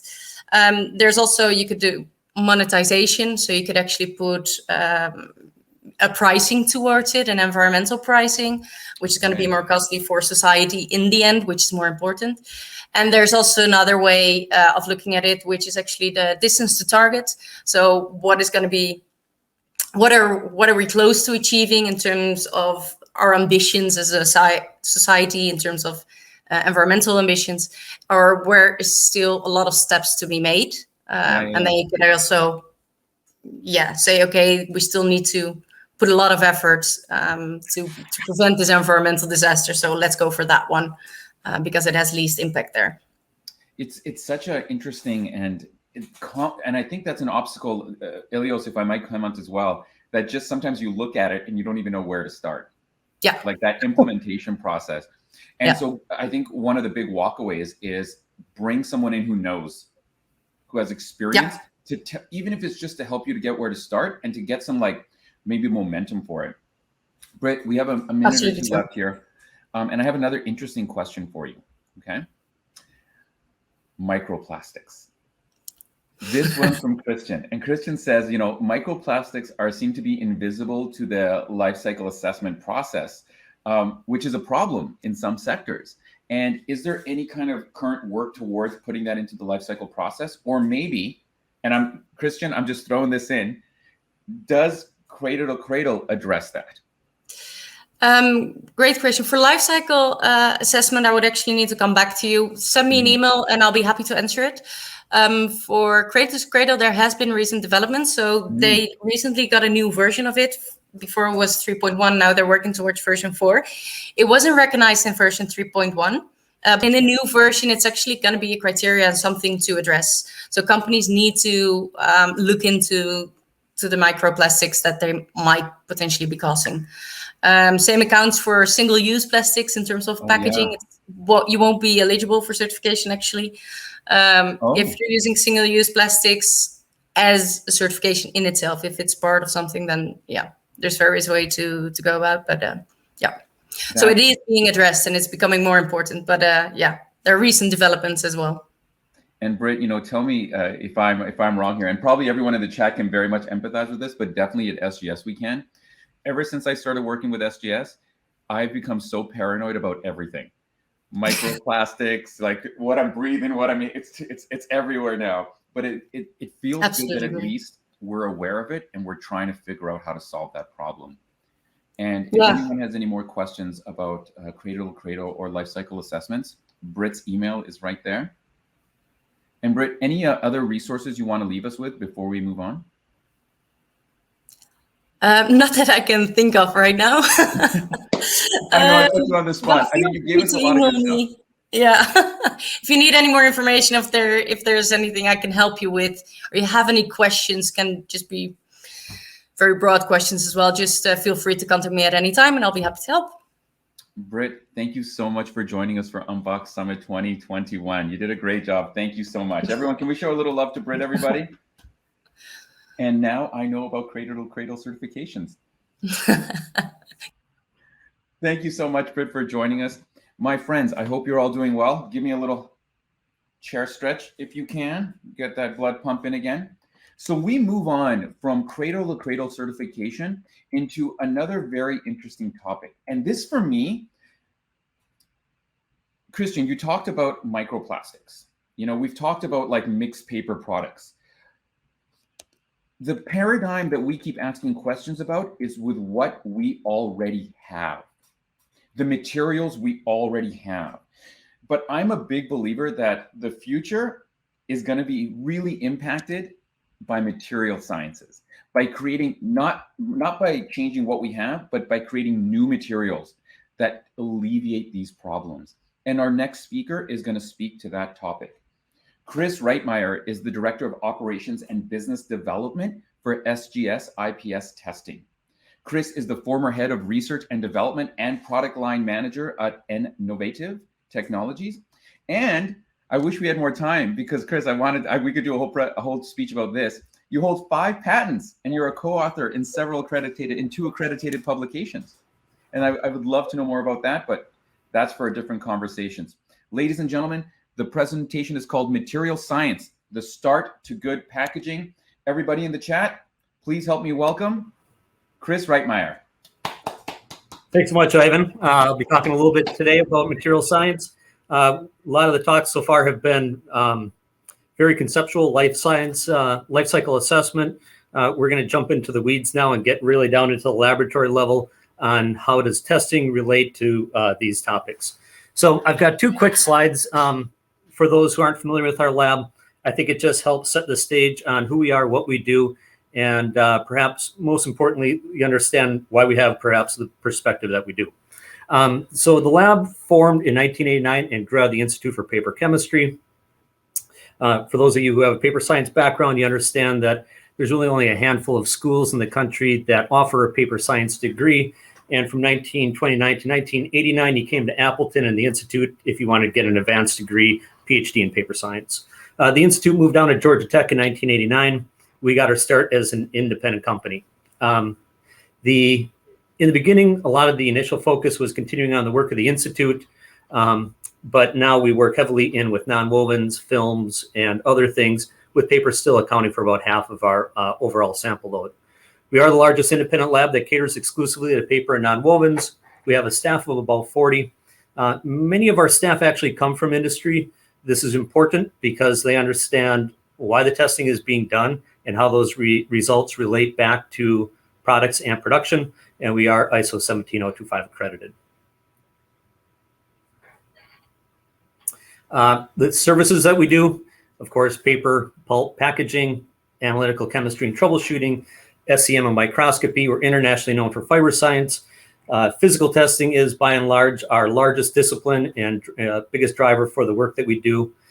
We do custom test method development, some reverse engineering, defect analysis, process and quality control, and we meet all the standards for ISO, TAPI, ASTM, and others. Okay, so sustainability gets thrown around a lot. I tend to go more towards product stewardship because I think it's more encompassing.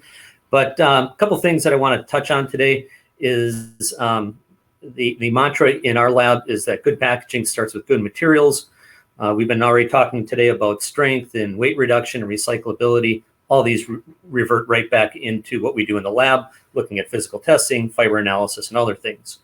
I'm going to talk a little bit about fiber analysis. I think that's going to become real apparent as to why that's important, but it's going to get to things like how do you verify a recycle claim or what your materials are made out of, and how do you avoid things like mixed tropical hardwoods. I'm going to touch a little bit on recyclability and repulpability, and then last, defect analysis. Okay, so what we see in the lab is what really are the drivers to change. And much of what we've seen historically is a lot of the drivers are actually being driven by the companies themselves. They have an initiative. We're going to reduce packaging by 20% by the year 2020. Or we're going to have zero waste by the year 2025. Much of the work that we've done historically has been actually being driven by companies where it's self-imposed. But what we're seeing now brewing is a shift probably to a lot of the drivers are going to be tied to regulation. Following me will be Scott, who's going to be talking about what's happening in Canada around single-use plastics bans. But I can tell you what's happening there is those laws are moving forward in Europe, and many are in place already, and a number of others. The retailers and companies themselves will continue to be a driver, but regulation, I think, is going to start to put a heavier finger on the scale moving forward. Okay, so throughout today, we're going to throw in a few case studies. Here is one that has been brought up about weight reduction, material reduction. We were approached by a large CPG group that because of a mandate by one of the big box stores, that they had to reduce their overall packaging. A number of you may be thinking about, oh yeah, there are a lot of things that could be done.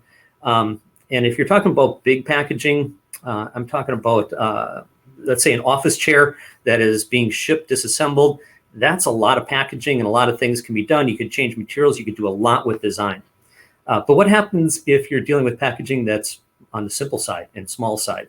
And an example might be a soap box or a box of cereal. There's not a lot you can do with design, and there's not much you can really trim down because that's pretty minimal packaging the way it is. So in the end, you're really left with one choice. If you're unable to do it through design, you're just going to have to do it with better materials. What they asked us to do is they pulled liner board from literally across the globe and said, tell us what's the strongest. If we need to reduce, we need to get just better materials. It was a pretty simple workup. It was ring crush and stiffy analysis. But if you can't do it through design, you got to do it through materials.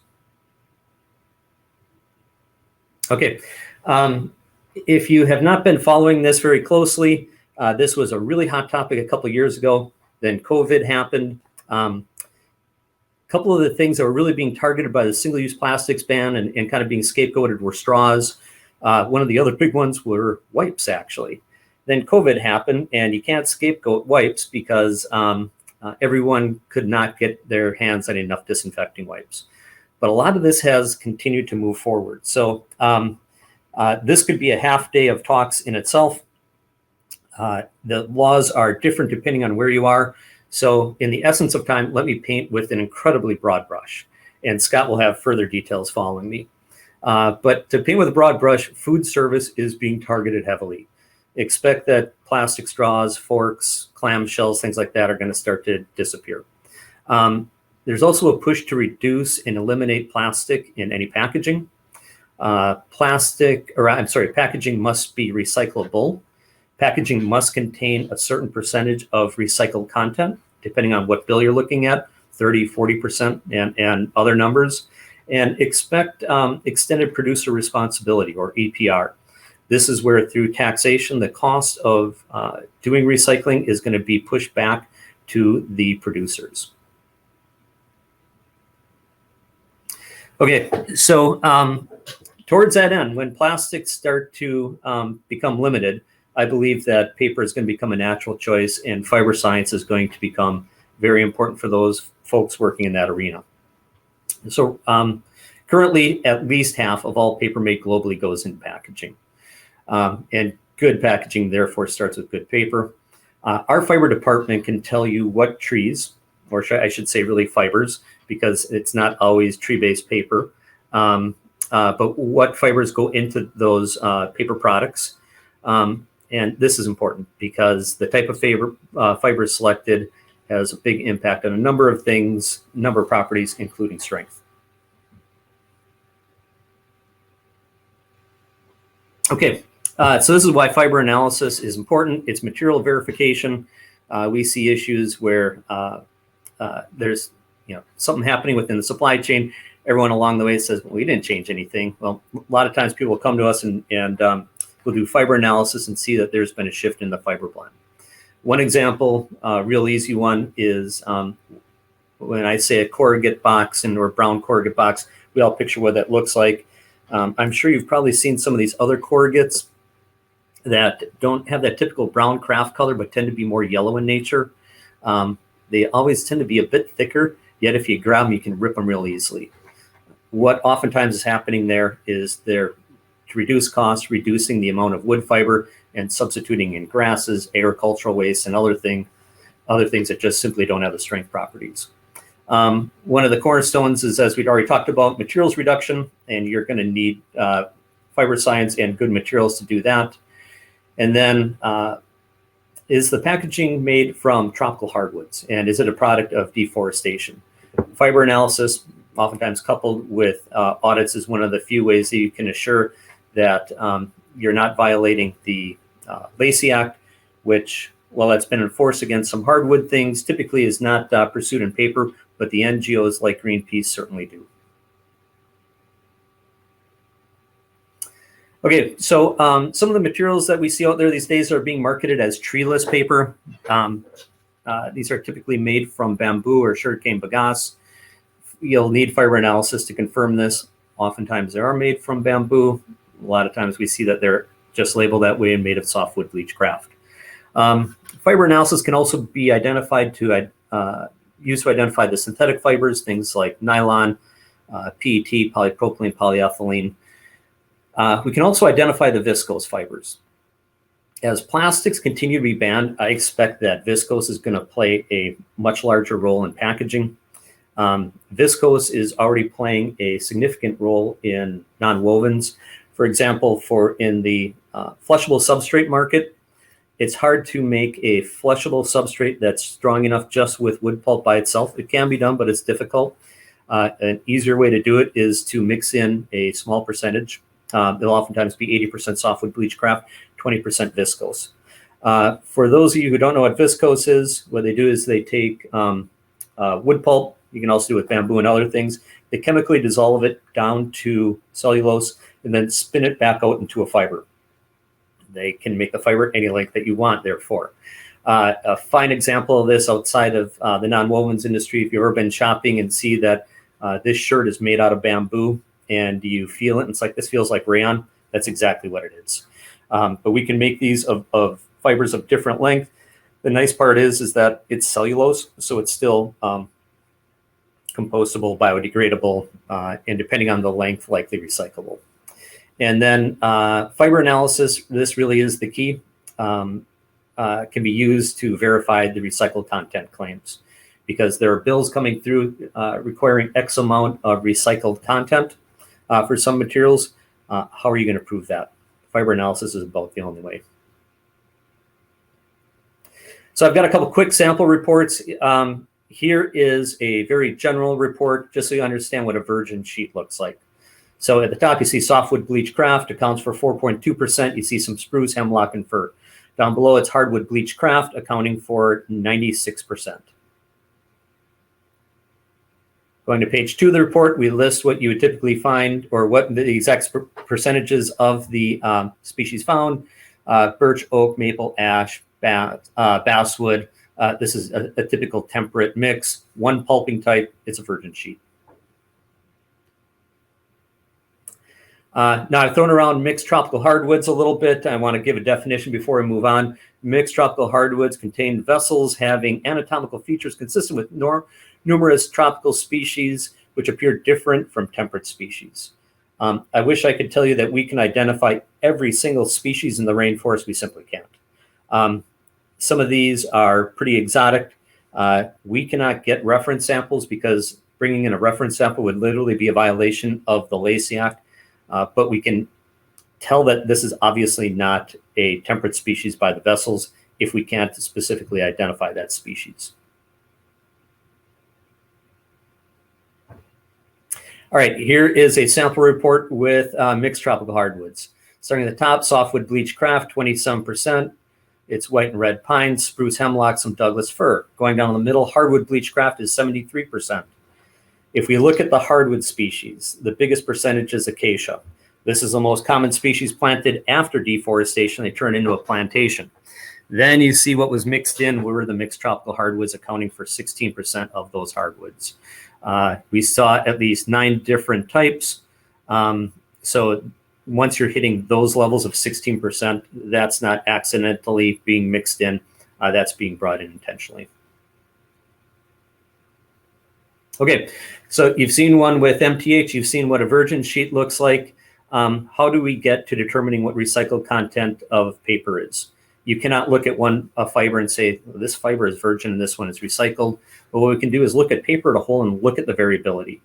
And the greater the variability, we look at variability in types and number of pulping techniques, as well as geographic variability of the fiber types. This is an example of a recycled sheet, and you're going to see why. Starting at the top, softwood bleached craft accounting for 27%. Hard pine, spruce, Douglas fir. Then we see hardwoods accounting for 51%. You've got eucalyptus coming from Brazil. Then you got the temperate species of birch and populus maple. You've got yellow poplar, red gum, and some other things. Moving on, we see softwood mechanical, now a second pulping type. That's accounting for 6%. It's hard pine and Douglas fir. Then we have hardwood chemi-mechanical. For those of you keeping track at home, that's our third pulping technique, accounting for 3%. That's aspen and birch. Moving down, we have hardwood bleached sulfite, fourth pulping technique, with some beech and sycamore accounting for about 1%. Last, we have grass fibers, which are a bleached chemical in there as well. This is what a recycled sheet looks like. We saw the presence of 5 different pulping techniques and species from across the globe. Now, as we talk about recycled content and what happens with tropical hardwoods, we've seen some companies try to mix in low percentages into a recycled stream, and if they get caught, they say, we weren't using tropical hardwoods. We were, really just using recycled. We're good stewards of the globe, and it just got in there accidentally. What a lot of people don't realize is oftentimes packaging has more than one layer to it. This is not the actual sample I'm discussing. We just use it because it's a beautiful reference. As you see here, you've got a corrugate core, which is a recycled material. And then a lot of packaging will have a virgin face sheet put on it. This gives you your beautiful printing properties. What we're able to do is we're able to separate these two materials and test them independently. So in this case, where we found the tropical hardwoods, it was not within that recycled core, but within the virgin face sheet. So we knew that it was there intentionally. All right, so well, fiber analysis is going to be able to tell you a lot. Just to give you a quick heads up on what it won't be able to tell you. We're going to be able to tell you about the typical geographic region that fibers come from, but we can't tell you country of origin. An aspen cut in Wisconsin looks the same. The fiber does as one cut in Canada, and the country of origin ties back to Lacey Act. There's no way to determine if a fiber was sourced legally. And the recycled content is an estimation of an at-least value. It does real well on carefully selected materials, but probably underestimates on curbside type things. Okay, as already been touched on, sustainability, the Sustainable Packaging Coalition has developed the How to Recycle label. It's really good, but the testing on the paper side is tied to the fiber box board standard. I believe we can do better. Well, I have many test methods available to me from a lot of different organizations, looking at tensile and burst and all these other things. Sadly, we have very few standards available to us to assess recyclability. The FBA standard is dated and often misused because there's not a standard to test these other materials. It's expensive and time consuming.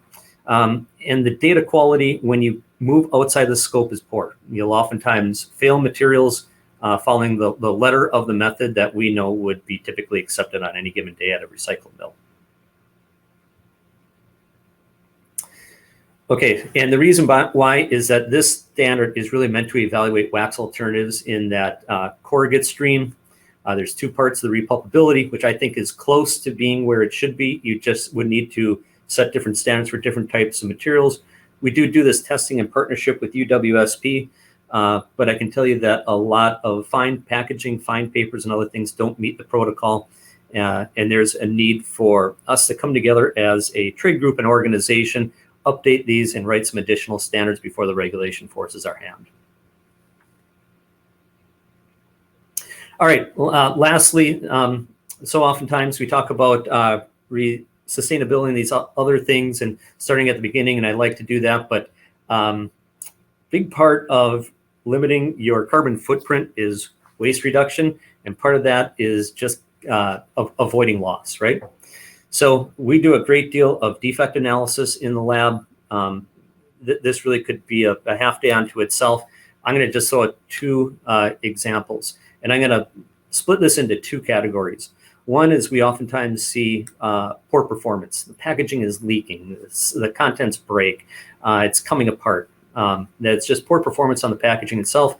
The other is that while the packaging is intact and is doing its job, there's contaminants, the most common being black specks or malodors or other things on that end. So while I've spoken heavily about paper, we do also do a great deal of work with films. Here's a case study of, this is a food producer who came to us, and their food product, they were suffering 15 to 20% losses of everything they were producing due to spoilage. This product was, there was concerns about, are we getting contamination in production, in packaging? Is there a problem with the packaging? Could it be pinholing within the film? You know, is it the seal? What's going on? So we've got a lot of very sophisticated techniques available to us. I like to start just really simple. Here we're fortunate to have examples of good and bad. So we just threw some dye in. On the left, you see that the dye is held intact. On the right, you see that it's already starting to bleed through the seam. We continue to look. The first image, we took a razor cross section to show the discontinuity of that. We checked some other materials and found in the middle image end seam discontinuity. On the side seam, the last image is a razor cross section, once again showing the failure of the seam. We continue to look because there's questions of, could there be pinholing or anything happening within the film? We did find pinholing, but never within the film itself, always adjacent to the seam, as you see in the first and second images. And then lastly, we literally even found it in the double fold on the edge of the seam. And the last image shows the dye coming through. So the good news here was that we were able to identify it, show that it's just really a seam issue, not materials or contamination. But when you talk about life cycle assessment, if you're losing 15 to 20% of all your product, that's a huge footprint. My last example is the one that we have in our lab on any given week. It is, what the heck are these specs showing up on our paper or packaging? This was one where there was a defect in the final material, but many companies had their hands in it. There was the paper maker, there was the printer, there was the converter making the packaging. In the final product cycle, whose fault is it? As you see in the first image, the printing is over the defect. Well, not conclusive. That gives us a good feeling of it was likely there before it got to the printer. We took this defect then and looked at it in cross section, as you see in the middle image. What we see is that the defect isn't sitting up on top, but is actually pressed within the fibers. That tells us that this is a wet end defect and was happening at the paper maker level. Last, we did double check it by IR and saw that the defect was starch and calcium carbonate, which are typically found at the in the paper making process. So this was a paper end defect. All right, so in conclusion, sustainability has many aspects, reduction of material, compostability, but all these tie back to material science. a lot of times we're working with clients who the focus is on the outcome to let's make something biodegradable, or they start with what the end is, but in pretty quick they realize, well, to get to that, it's all about where we start if we want to finish there. And then my last thing I'm going to leave you with is bans on plastics are coming, and what will you use when you can't use plastic? For many applications, paper is a natural alternative. Thank you so much, Chris. Everyone, how about a little bit of love for Chris, everybody? Let's get a little applause in the chat there. Thank you very much. Chris, there was a robust conversation going on in the chat, sir. Oh boy. and it was actually something that we haven't touched on that I was hoping you could touch on. Okay. And that is, people were saying, and I'm going to read you a couple of these, okay? This Okay. is from Cohen, Elaine, Marcia, Adrian. They were all chatting about this. And they were talking about how their materials are actually, like they're testing for 100% recyclable fiber, but it's the tapes that are holding these materials together. And they want to see, they were just discussing, like, where is the world of tape? Because that seems to be the last vestige of like plastic and plastic contamination on recyclable materials. Sure. There is a standard out there for a number of these tapes that are paper-based. It's a useful method because it hasn't been kept forward, and we can quickly kind of look at that, as well as we could do a fiber analysis on it. For some of these other tapes, as you know, they're a plastic-based. They're a polymer, an adhesive polymer, and those are not going to be recyclable. Fortunately, from a recycling process, those tend to be pretty easily removed. But I was working with a client just this week who their corporate goal is zero waste. So, by weight, it doesn't impact a lot and doesn't cause a lot of problems. If your goal is zero, tape is a problem. I guess my only recommendation would be, this might be a situation where you could go to a paper tape. And if you say, but paper isn't strong enough, that's where I think if you start mixing in viscose, a longer fiber, you could get to a material then that I'd say is much like that reinforced tape that you see with nylon in it. Yeah. Could you do that with viscose? I expect you could. And Chris, that is exactly you predicted the argument, sir. They were literally talking. It went from like ability to weight, and so maybe that's a great place to look forward in viscose.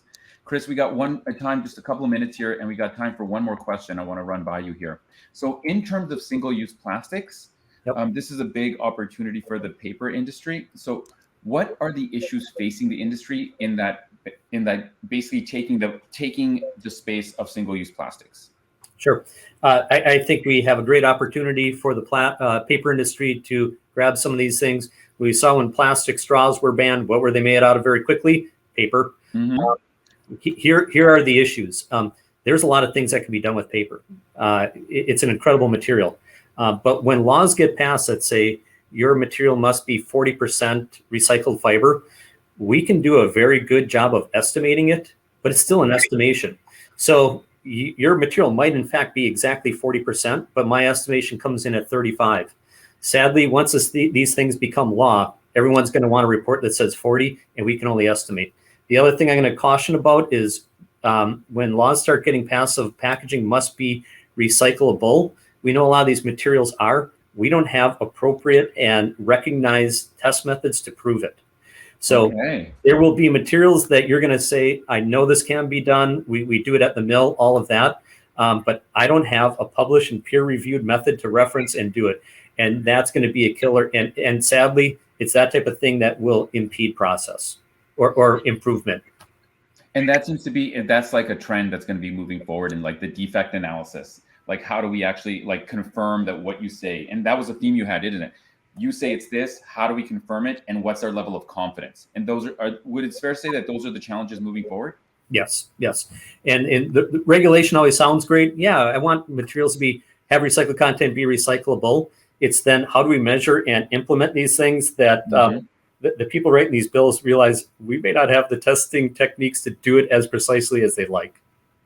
Chris, thank you very much. It was a very interesting conversation. The concept of viscose, I think, is going to be a revolutionary one that we're going to hear a lot more about. Thank you so much for joining us today, sir. Bravo. Thanks. Now, Chris mentioned some things that they were doing in Canada. moving into like a zero plastics and a zero single use things over the next coming time. Well, how appropriate that our next speaker is in Canada's capital. I was going to say our nation's capital because I am in Toronto. You can tell he has a sense of humor because the title of this presentation is called Canada, The War on Single-Use Plastics. And first of all, Mr. Thurlow, I will tell you that I rarely say A. But who am I to argue with a lawyer? Scott Thurlow, he's the Senior Advisor for Government Affairs for Dow Chemical Company. He currently serves as counsel for over 30 different clients on regulatory matters and policies pertaining to chemical management, climate change, election law, and governmental ethics and lobbying rules. So here to talk about the Canadian war on single-use plastics, ladies and gentlemen, in the chat, please welcome to the stage, Mr. Scott Thurlow. How are you, sir? I am very well, thank you very much. How are you doing today? I'm good, my friend. I'm good. I just assume you're stuck in traffic if you're in Toronto. So luckily, the work from home environment has helped us all to just forget about that part of our lives. But Scott, I pass the floor over to you, my friend. Thanks for joining us. Well, it's my pleasure to be here. And certainly, if people want to ask questions as I'm going through these slides, if you can flag them in the chat for me, Ivan, that'd be great. If we could advance to the next slide, that'd be great. So there's been a lot going on here in Canada, and I am not, the soothsayer of all things, but I will tell you that we have had a lot of change on the plastics file in the last 2 years. Could you please advance the slides by one? Thank you. So our Prime Minister made an announcement in 2019 that they would be banning certain single-use plastics. At the time, he referred to them as toxic plastics. This was in and of itself quite a challenge. And then he was inarticulate in the way that he described what he would be doing in order to cut down his single-use plastics. And then subsequent to that announcement, we've seen multiple instances where senior government officials have been using single-use plastics throughout their day-to-day lives and activities. So in Canada, we just had an election. Unlike in the United States, where you have a constitution that defines when these things happened, we do not have that same impediment. So the Prime Minister called an election that just happened September the 20th, and literally returned virtually the same result. I think the differentiation in terms of party support is less than 1%. There's a few new members who replaced members of their own party. Ostensibly, the exact same split exists in the House of Commons today that existed last month before the election happened. In Canada, the executive and their authority is contingent on the support of the legislature. So in order to be the Prime Minister, you have to have the confidence of the House of Commons. So in order for the Prime Minister to remain the Prime Minister, he needs to ensure that at least one of the opposition parties supports his government's agenda. One of the areas where he finds support from our New Democratic Party, which in Canada is the Bernie Sanders equivalent of a new socialist party, the New Democrats have also pledged to do something on single-use plastics, immediately ban them, in fact. So the long and short of it is that all of the plans that I'm about to go through are not going to change very much in terms of the electoral results. There was the risk that potentially there'd be a change in government, but that did not come to fruition. Next slide, please.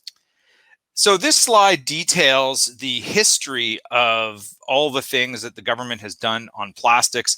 And I'll start with microbeads because it was the first instrument that was used under what's known as the Canadian Environmental Protection Act. And that instrument will come up multiple times in my presentation today.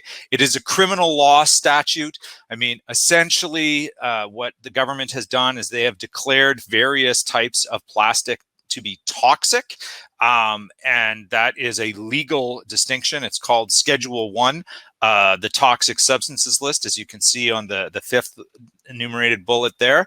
And what happened was, in order to secure the support of several environmental groups, the Prime Minister made the pledge to ban toxic single-use plastics. In early 2020, before the pandemic, the government produced a science assessment that discussed why plastic entering the environment qualified as SEPA toxic. I put that in quotes for a very specific reason, because we don't really believe it was a science-based assessment at all. And then shortly thereafter, they released an integrated management approach for plastic products, a discussion paper. And ostensibly what they did in that paper was they identified the plastic items that they will ban, and then they will identify other plastics which they will find other risk management approach mechanisms for in the future. Immediately thereafter, there was a proposal to list plastic manufactured items on the aforementioned Schedule 1 in Canada Gazette Part 1, and that order was finalized 6 months later on May the 12th. And one of the things that I have been working on since then was a notice of application for judicial review, where 35 members of industry came together and launched litigation to reverse that potential designation and any regulation that would flow from it. So next slide, please. So again, I'm sure as the audience will know, plastic manufactured items is everything that you're currently touching that's made out of plastic. I have yet to see any naturally occurring plastic anywhere in the world, but I'm sure somewhere it is physically possible in a science fiction story of some kind. So these are some of the arguments that that industry is making. And so the first and most important one is that plastic manufactured items aren't toxic, okay? Like if they were in the colloquial definition of what toxic is, our society would have very different problems than the ones that we have. Of course, they're not toxic. Plastic is inert. It does not carry toxicity from its ordinary use. However, the government's designation, it gives it a legal definition of toxicity. So then we bring up some process-based arguments, and that bottom quadrant is a chart that was developed internally to describe the chemicals management plan process for how a substance is listed as toxic and subsequently risk managed. The government did not follow that process in order to list plastic manufactured items under Schedule 1 of SEPA. So the fourth element here is that the government failed to do what's known as a screening assessment. I referred on the last slide to a science document. Well, that is not a screening assessment. It's quite different than that. Then from a legal perspective, the government was inappropriately refusing what's known as a board of review, which is a scientific assessment. This is a particularly persuasive political argument because this is a government, our government in Canada, which prides itself as being a science-based government. Well, I would invite all of you to read their quote unquote science assessment of plastic waste and tell me whether you think that's a science-based document. And then the last one, and this is one that I care about, is that the thing that they assessed, which is plastic in the environment, is not rationally connected to the thing which they are regulating, which in this case is plastic manufactured items. If they were actually concerned about specific instances of plastic entering the natural environment, they should have done a better job at linking those two things. Now, on top of all of this is a constitutional question about whether or not the federal government is doing an end run around the division of powers in Canada and getting into the legislative domain of the provinces. We do expect a robust response by some of the provinces who have a vested interest in maintaining this provincial jurisdiction. Next slide, please. So I had mentioned before that they are planning to work on an ongoing plastics agenda, and I'll talk about this a little bit later when I get into the elements that led to the government's re-election. But in the risk management paper that they published in 2020, they did focus on the life cycle. Now, you and I can have an intelligent debate about whether or not their definition of life cycle is similar to the one that Brit offered a couple presentations ago, I think that would be a fantastic discussion. But in this risk management paper, they did talk about the issues with collection. They did talk about the issues with compostability, with the ability of certain plastics to be used again, recycled, recovered. They did talk about depolymerization and chemical processes to allow for post-consumer use plastics to re-enter the economy. Certainly, there are lots of different ideas that the government is willing to consider when it talks about all of the single-use plastics that they will ultimately get into regulating. But what this paper did, and I do invite those of you who haven't had a look at it to have a look at it, is that it segregated the various single-use plastics into the ones that they could eliminate and the ones that they can't eliminate. And I'm going to give you an example. As many of you know, the European Union included cigarette butts as a single-use plastic that had to have something done about it because there was such a high instance of pollution in the natural environment. So in this risk management paper, and that's setting aside whether or not a cigarette butt is in fact plastic. Some people would tell you that they're made out of paper and cotton. Depends on how you define plastic, and we'll talk about that in a second too. But what they noted in their paper, and this is just one example of the things that they're talking about, is that cigarette butts are actually heavily regulated by Health Canada, and they have an efficacy purpose. And that efficacy purpose relates very specifically to reducing the maladies associated with the consumption of tobacco. So they weren't able to ban cigarette butts because those cigarette butts had a different purpose. Now, are they going to turn to the tobacco industry and the polymer industries that support them and say, what are you guys working on to ensure that these products either become biodegradable or they don't have the same environmental impact in the future? I can absolutely guarantee that that's going to happen at some time in the future, but they weren't ready to do it yet. Okay, so what they did do is they picked 6 very specific items, and if we want to go to the next slide, I can talk with great specificity about 5 of them, and then we can kind of make up what the last one means. So 6-pack rings, this is one that they think is very easy to deal with. The beer industry, which is the largest user of the 6-pack rings, have actually started using glue on the sides of the cans. I mean, that's simply one that is one of the more easier ones to replace. Stir sticks, they're including those really interesting green things that you get at Starbucks that prevents you from spilling on yourself. Plastic straws, there's going to be a lot of concern about that one, particularly in the disability community. It's also a concern in the 6-year-old milkshake community because my kids have tried paper straws and they don't like them, but that's more of a parenting problem than anything else.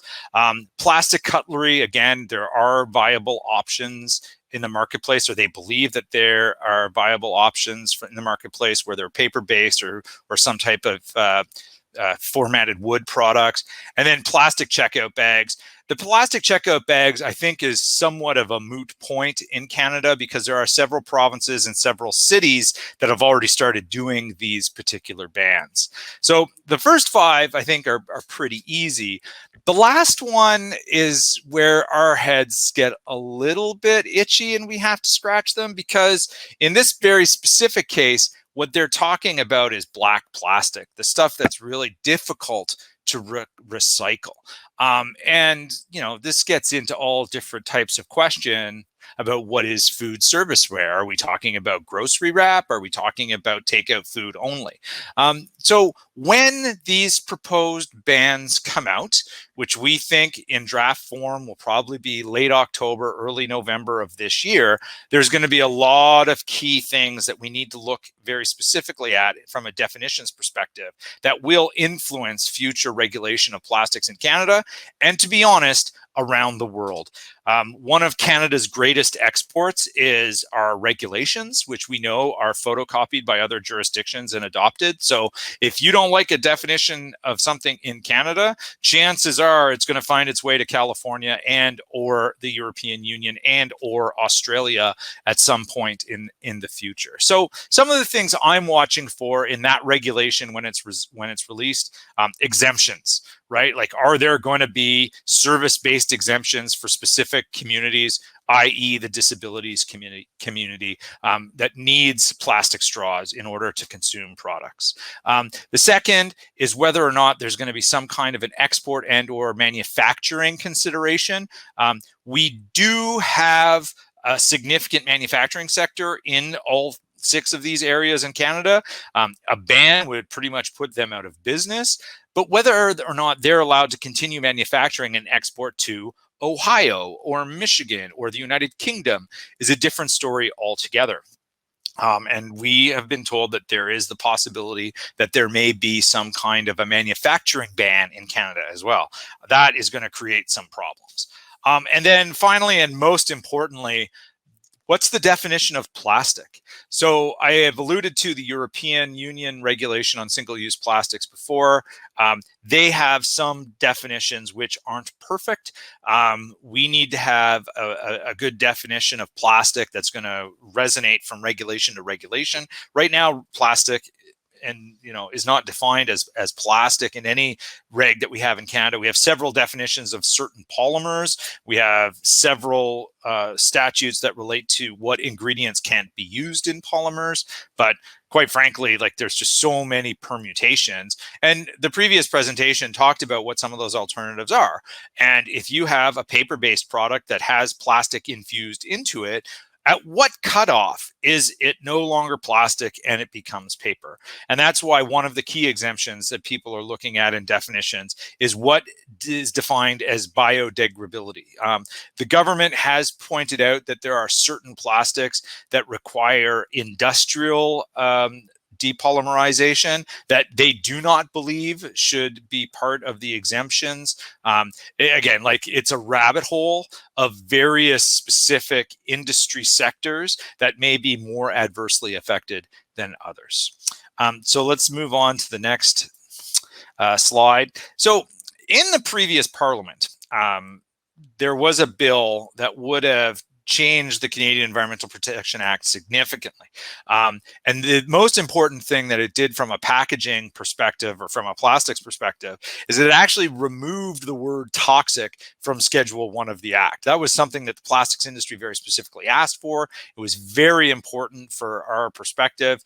Setting aside whether or not the federal government was doing the right thing to regulate plastics at all, the fact that they called it toxic was absolutely the worst part of it. So that legislative proposal would have eliminated that particular problem, but it created all kinds of other issues. And so for those of you who also work in the chemicals management space, look for a new act to be tabled in Parliament.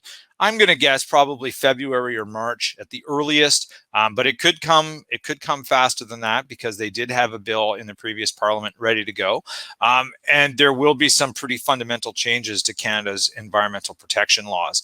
I will tell you that the Canadian risk-based system is seen as a global world leader for the assessment and risk management of chemicals in consumer products and in regulated discharges, so pollution from facilities. There's a couple exemptions where industry has taken issue with either their risk assessments or the risk management instruments, but overall, the risk assessment and subsequent risk management of chemical substances in Canada is very, very strong. And it's the government who does the assessments themselves. It is not industry doing the assessments and then have them signed off on by industry or by the government. This is somewhat of a contentious issue in Europe. There are some Europeans who prefer the REACH model. I have spoken to exactly 0 industries who operate in both North America and Europe who prefer the European model, but I'm a little bit biased because the Canadian made model is the one that I like. So there will be a statute in the near future that deals with this issue. This will touch on plastic packaging, and I'll tell you why in 2 slides. So if we go to the next slide, I'm going to go back to the litigation for a second. So there is going to be, additional litigation that will come up when the reg for the single-use plastic ban is tabled. I'm willing to bet on that. But for right now, the Responsible Plastic Use Coalition, which is 35 companies, they have focused their energy on the toxic designation, which is the but-for instrument that allows for the government of Canada to regulate. So but for that toxic designation, they would not have any legislative authority to continue on with their regulatory bans.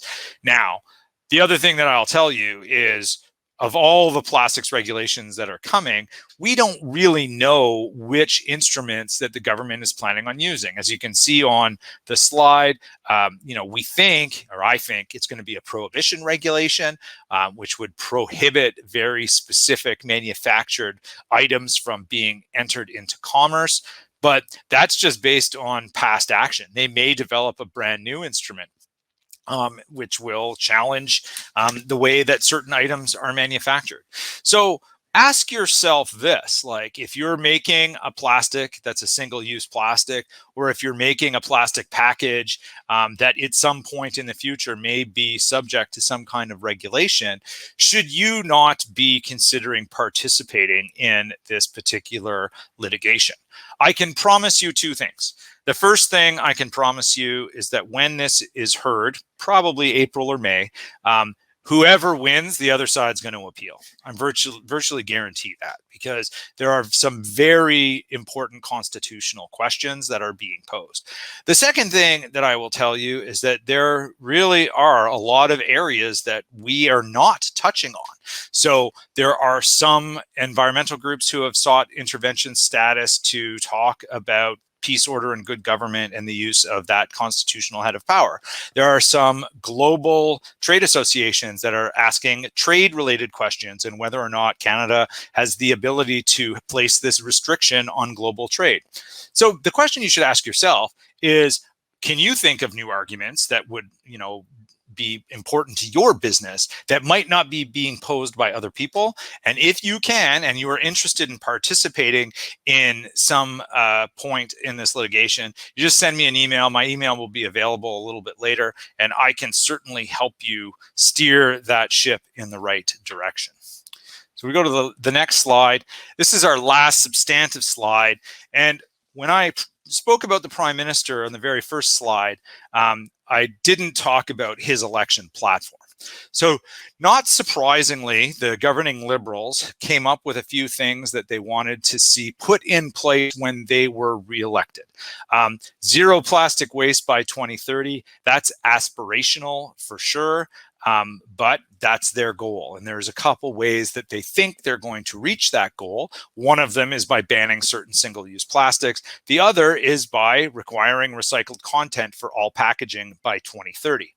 As I'm sure many of the people on this session will know, there are certain industry pledges about what recycled content can be in place by industry on a voluntary basis in the very near future. There are competing companies that have different pledges, and quite frankly, they're mostly aspirational. This is a regulatory promise. This is the government of Canada saying we are going to build a regulation that says half of all plastic for packaging will have to be recycled by 2030. Now, let me tell you, there's a couple issues with that. The first one is whether or not all plastics should have recycled content. I'm not going to pick into specifics here, but if you're making a syringe or the plastic that packages a syringe, maybe that should be virgin plastic. And we can have a debate about the efficacy of those things and the efficacy of sterilization. But ultimately, how that plastic is recycled or depolymerized or turned into a rough grade diesel and then sent into the public transportation system, these are all important questions. Canada has what's known as a renewable fuel standard. It emulates what's known as the US RFS and RFS2. This is the most likely model for a 50% recycled content package regulation at some point in the future. Number 3 and 4, I think, are also areas that are of interest here. We do have a checkerboard of extended producer responsibility systems in place in Canada right now. The most advanced one is in British Columbia. The systems on the maritime provinces have different attributes to them.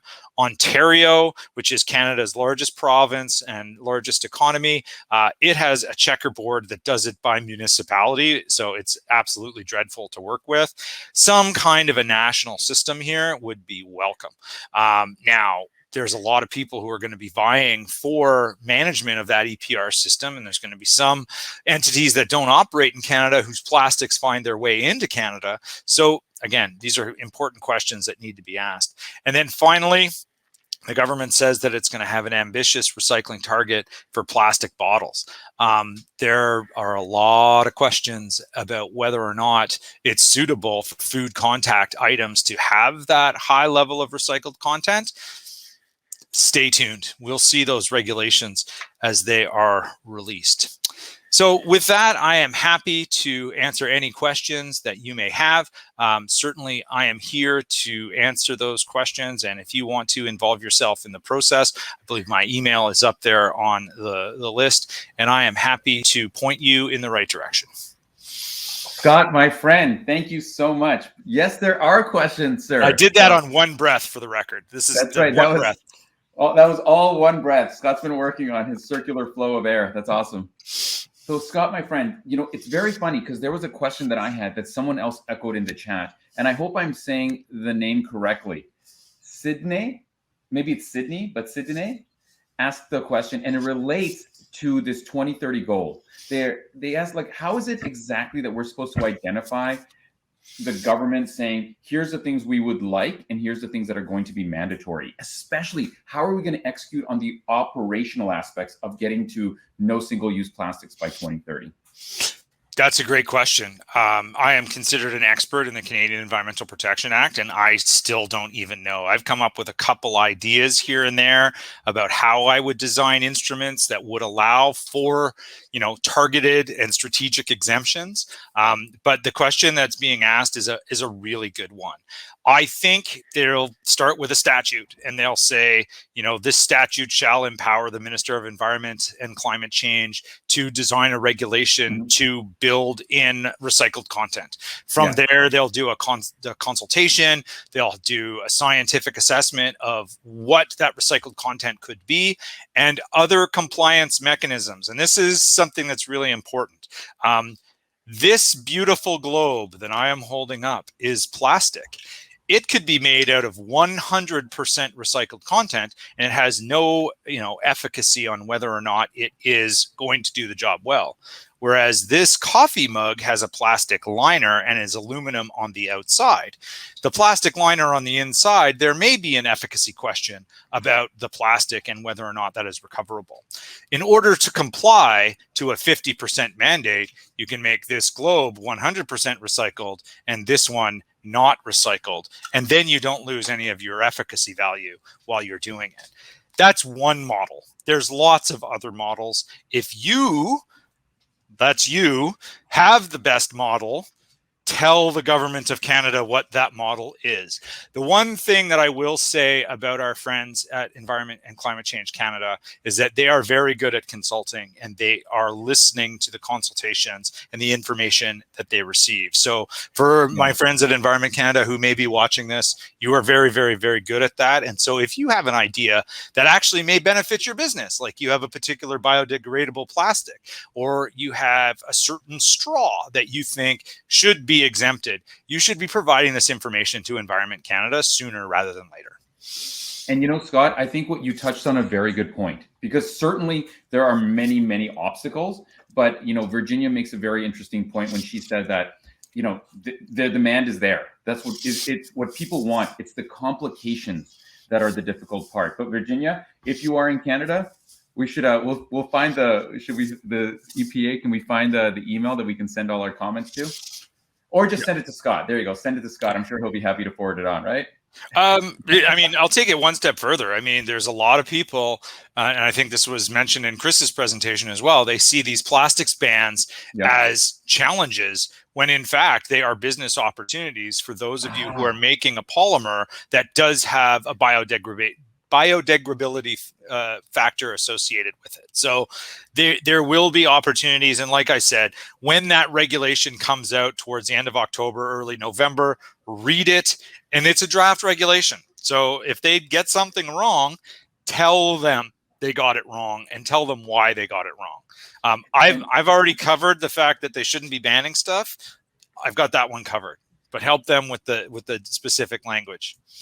And, you know, speaking of specifics, you touched on a very interesting point, Scott, when you talked about how we don't actually have here in Canada a definition of like what plastic is, but rather it's a bunch of various elements or chemicals or materials within the plastic.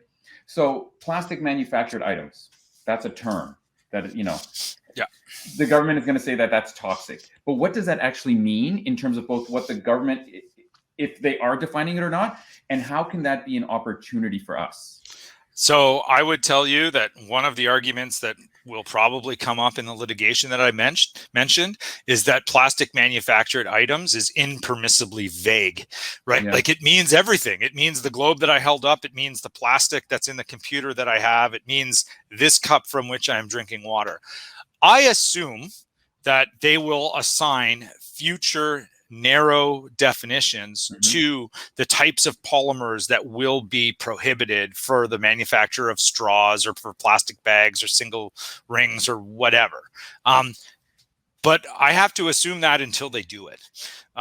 There will be certain polymers that are exempted, I'm quite sure. And they may define polymers and monomers in a way that is not entirely consistent with our scientific understanding of what those things are.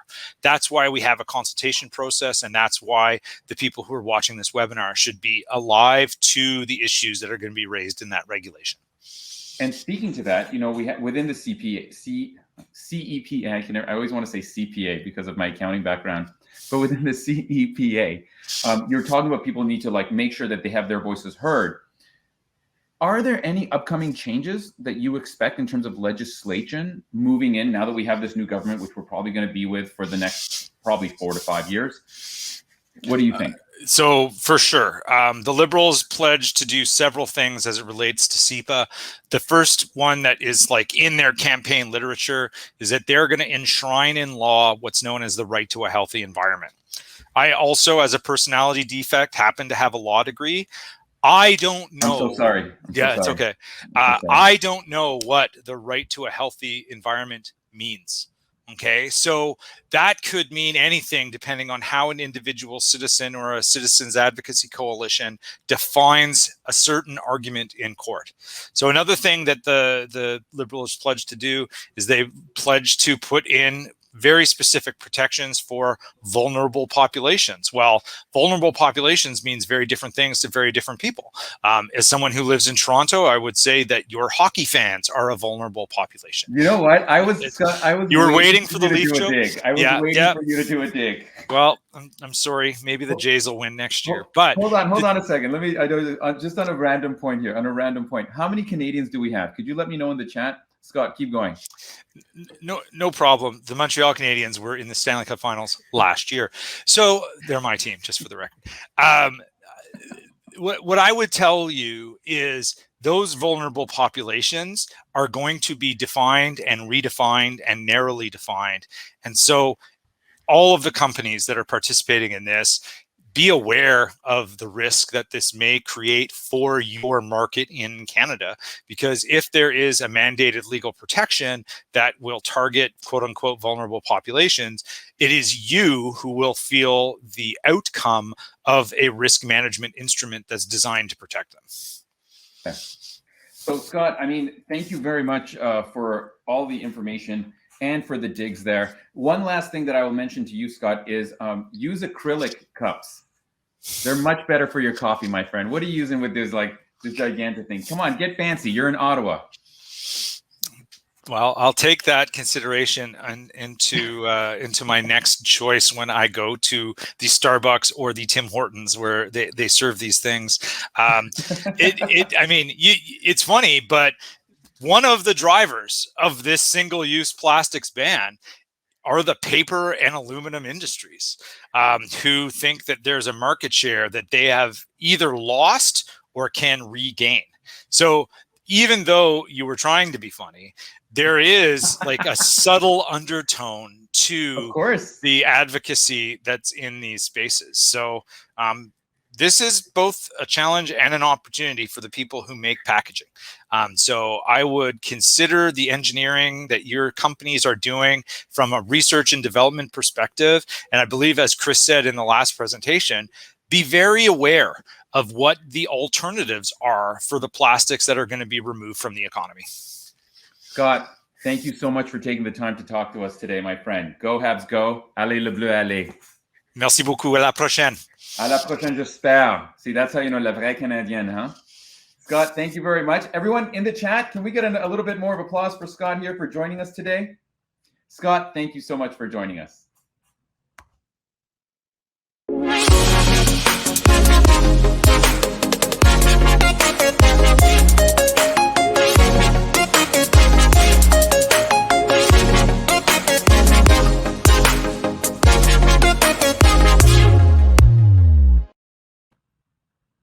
And we're back, ladies and gentlemen. This is it, our final presentation of the day. We've saved, I'm not going to say the best because we had great speakers, but we've saved a good one for last. My friends, our final presentation is going to be about what happens next. We've talked about trends, we've talked about issues, we've talked about interpretations, but this next presentation is entitled What's New in the 2021 Model Legislation Update from the Toxics in Packaging Clearinghouse. Because what happens this year is going to affect all the following years.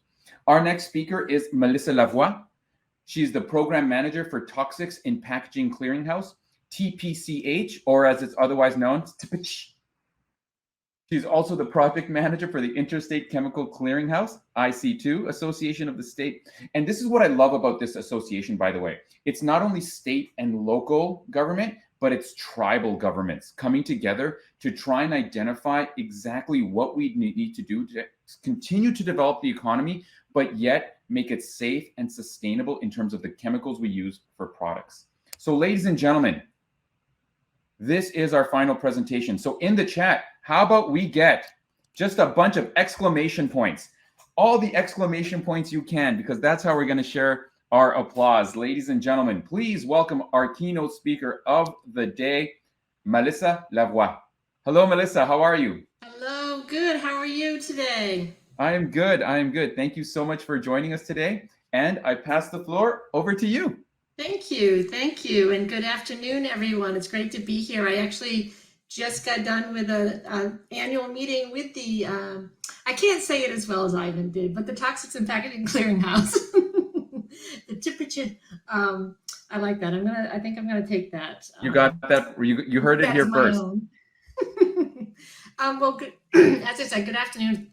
It's great to be here. I do wish I had seen all the other presentations. I was in my meeting, but I'm sure I'll be able to see them after the fact. So it's great to be working with all of the different people that are working in packaging, in testing, in working with the manufacturers. That's really the basis of the work that we do at TPCH.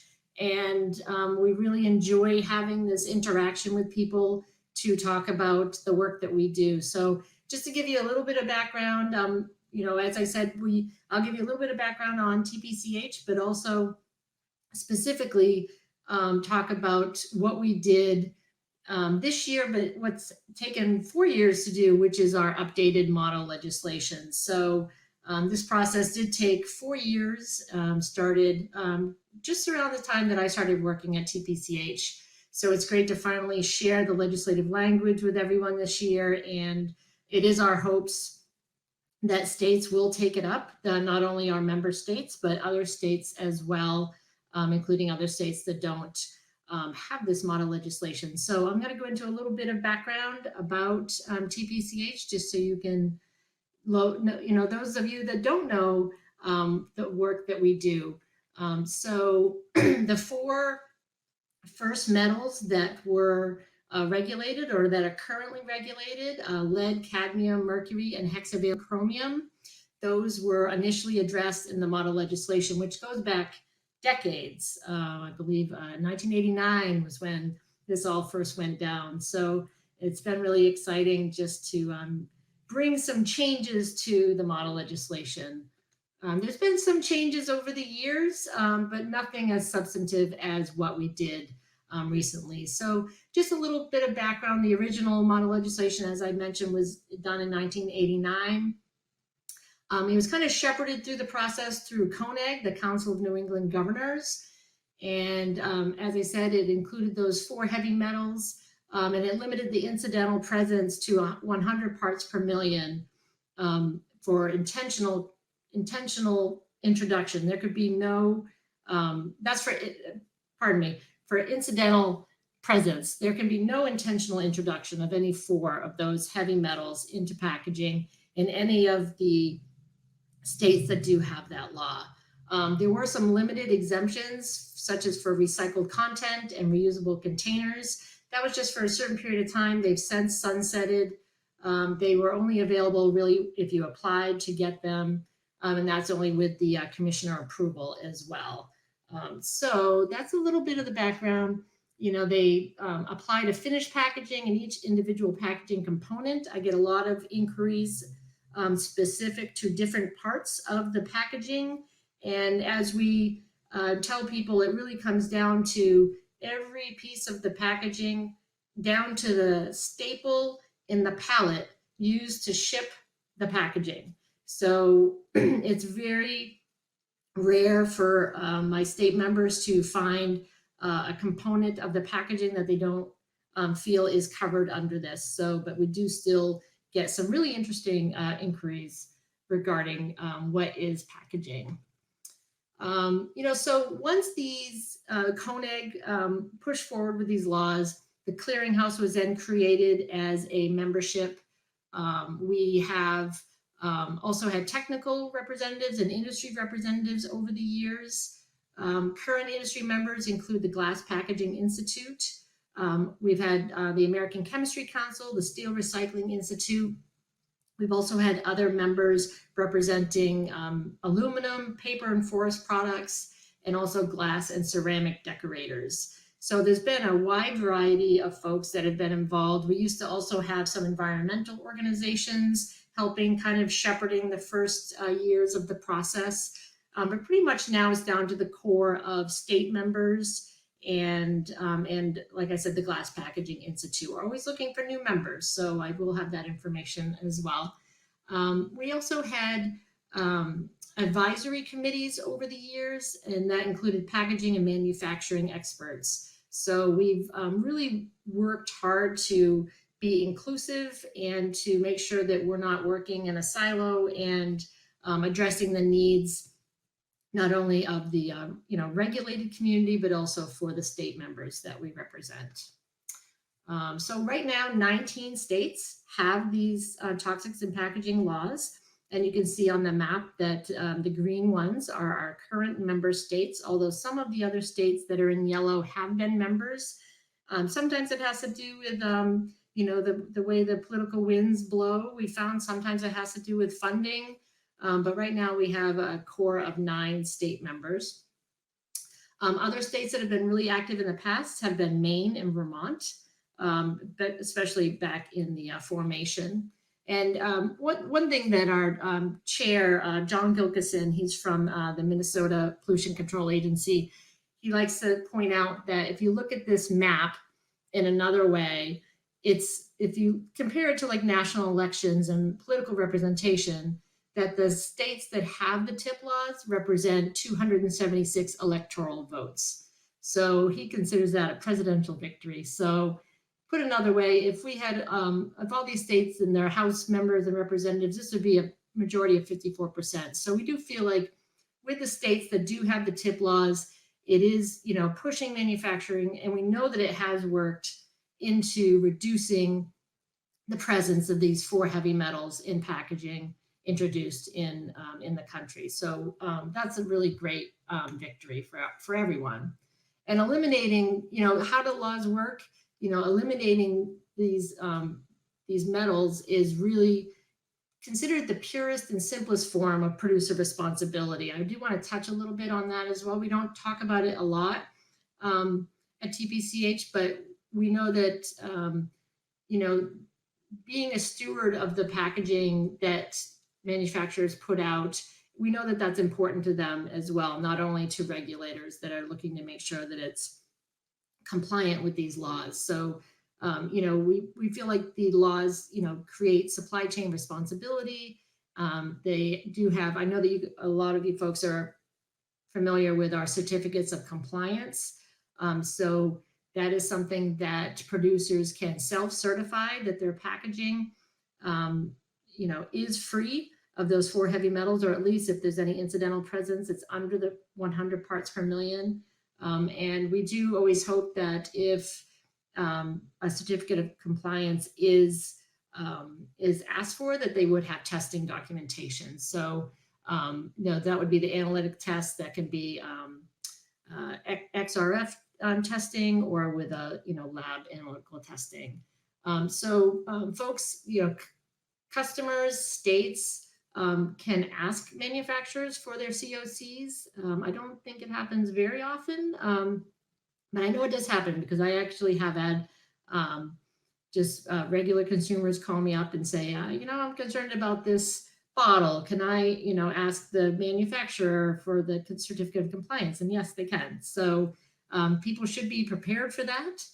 We hope people are, as we think that that will be a trend going forward with a lot of the, you know, PFAS and food packaging legislation that's Connecticut, for an example, that's recently passed, that will be looking for COCs as well. So that's a little bit how the laws work. We've undergone several different packaging screening projects in the past. You'll see this is an XRF screening device. Looks a little bit like a gun, maybe like a big staple gun.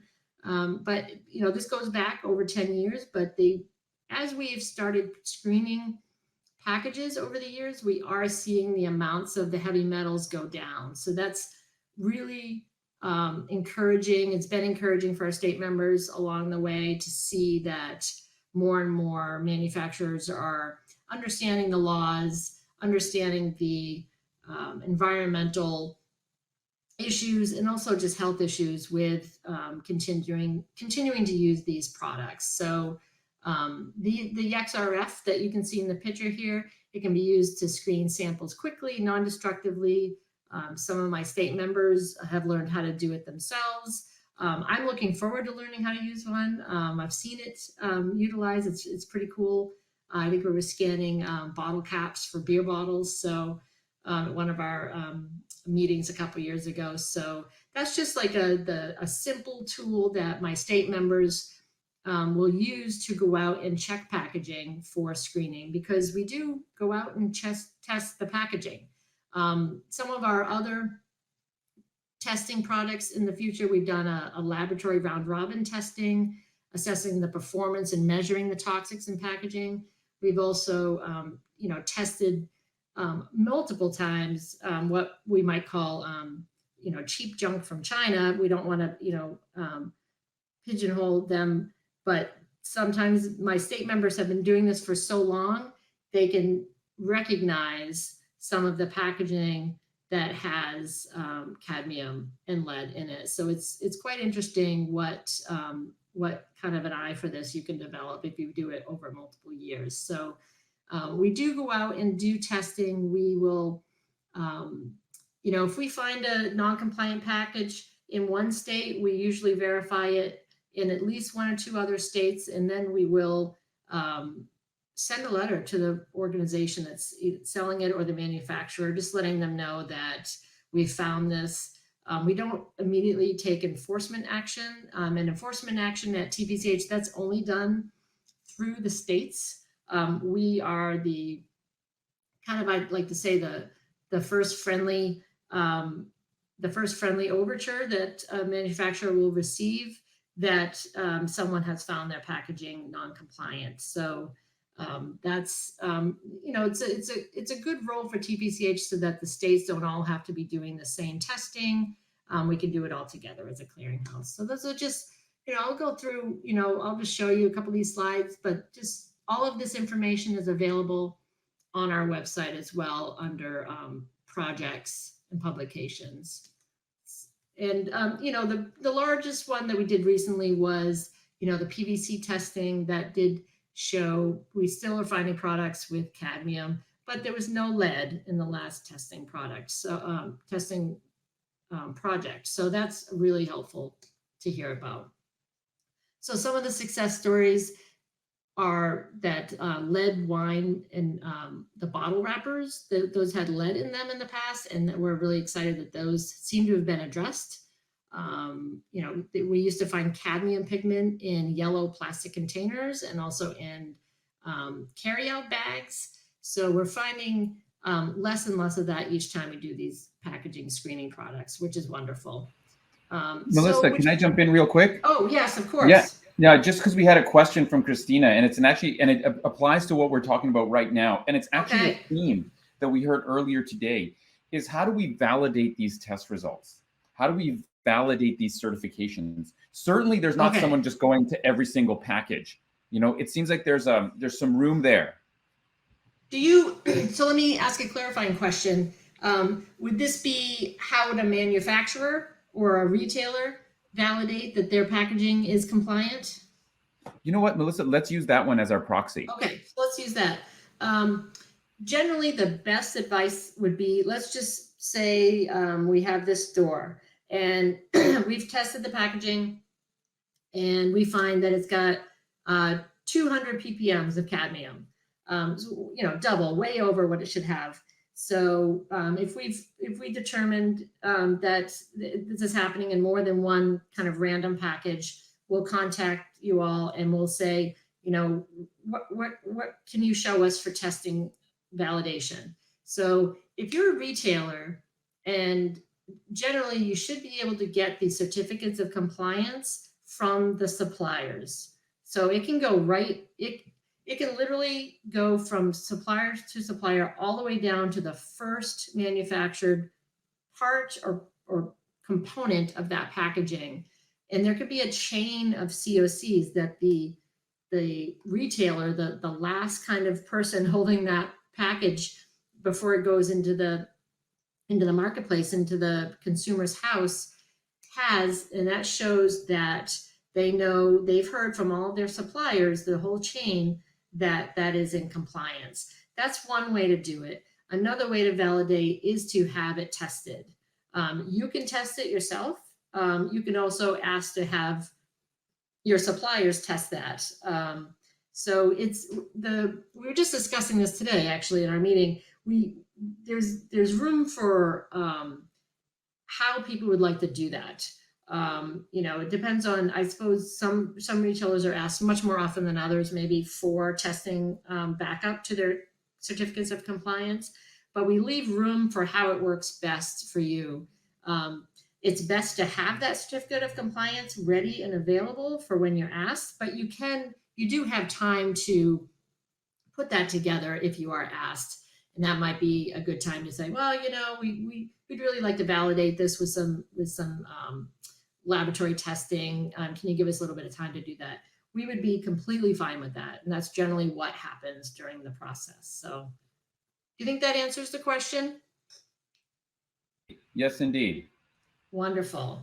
Great. Yeah, and I think that's helpful for people to know that we are there to, our number one goal is to, make sure that the packaging is compliant, but also just to help the regulated industry as well.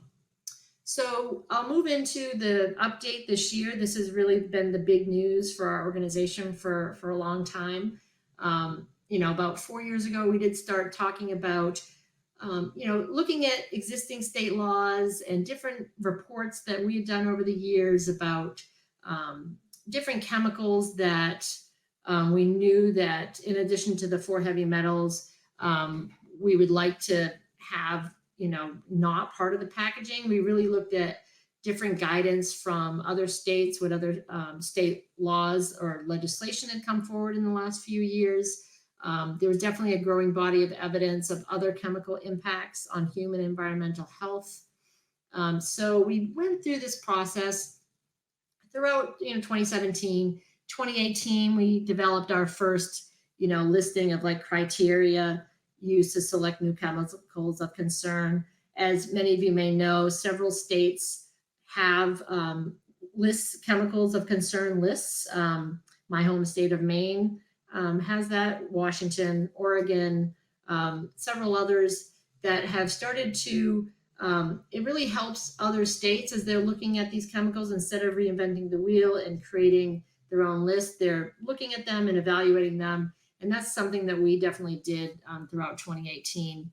And, you know, in that same year, Washington amended their toxics and packaging law, and they, with an intent to ban PFAS from fiber-based food packaging. I'm sure many of you have heard about that. They're going through their alternatives assessment process with that right now. So that was definitely a guide for us. In 2019, Maine also put forward a law to ban PFAS from food packaging. And also they established, which you'll find in our model legislation update, a new process for identifying chemicals for in the future. So that it's not always has to be done legislatively. Sometimes it's done through rulemaking or at the State Department of Environment's part of their process. So we looked at those, and that was really helpful for us in some of the final language that we have in the model legislation update. And some of the considerations that we took into account were enacted laws for PFAS and orthophthalates.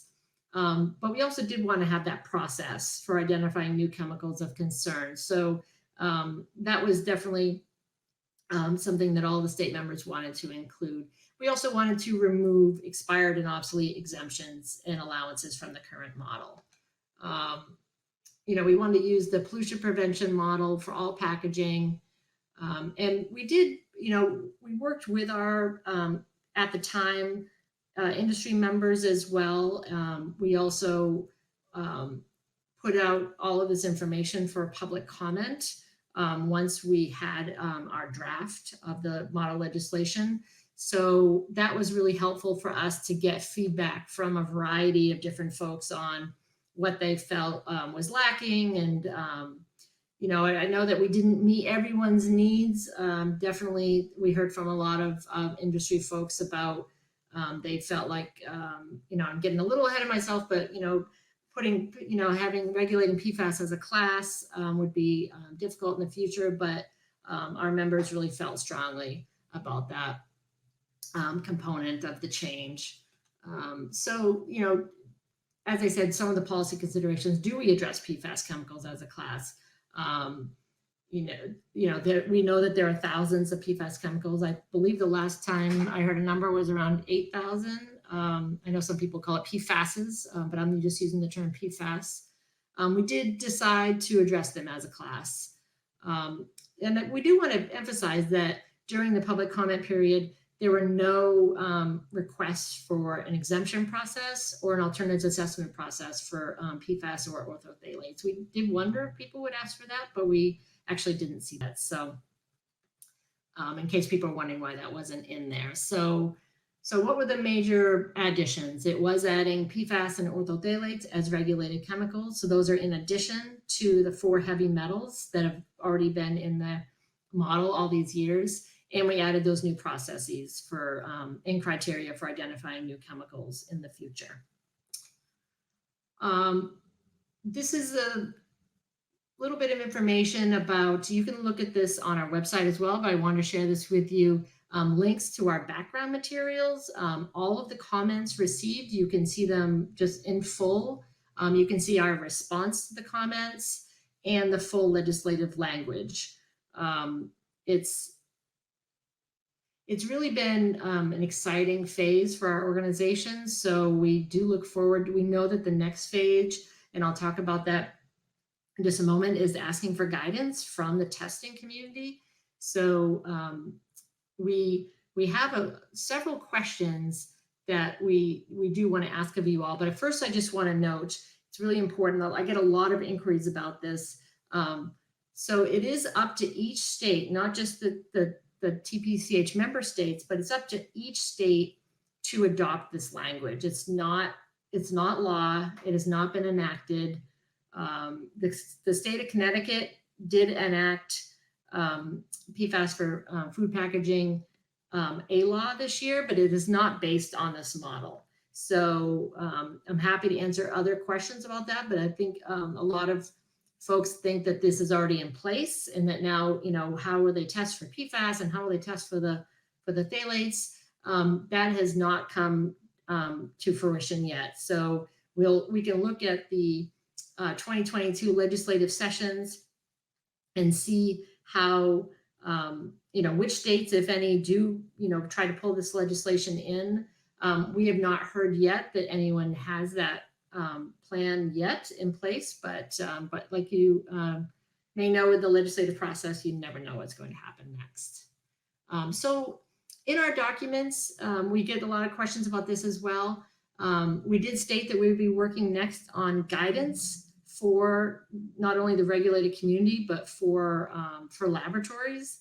So we have formed a technical testing subcommittee just to dig into what will be needed, what do we need to know about how labs are currently testing packaging, those that are testing for PFAS and for orthophthalates. So here's some of the questions. What are the method detection limits for total fluorine? What tests are being used for total PFAS or specific PFAS chemicals? Have any labs certified PFAS-free products or packaging? And if so, what standard are you using?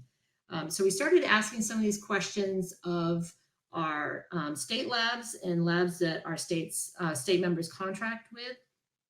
But we are open to hearing from anyone else that would like to share some of these answers with us. So I won't read through them all, but you can take a look and see, are there any best available testing technologies that we should be aware of? And are there industry-wide or ISO acceptable analytical methods? And specifically, would your lab organization have interest in serving in an advisory role with TPCH as we work on this guidance? So we'd love to hear from anyone that would. We can use your expertise, definitely. So that's, in a nutshell, that's our model legislation update. Those, two major components, PFAS and orthophthalates. But we do really want to work with everyone to help this roll out before states pass this law, to make sure that it can be implemented and that the packaging has a way to be tested and to have it make an impact. So I will stop there and see if anyone has any questions, but it's been really great talking with you all and sharing this information. And I'm really excited to see what happens next.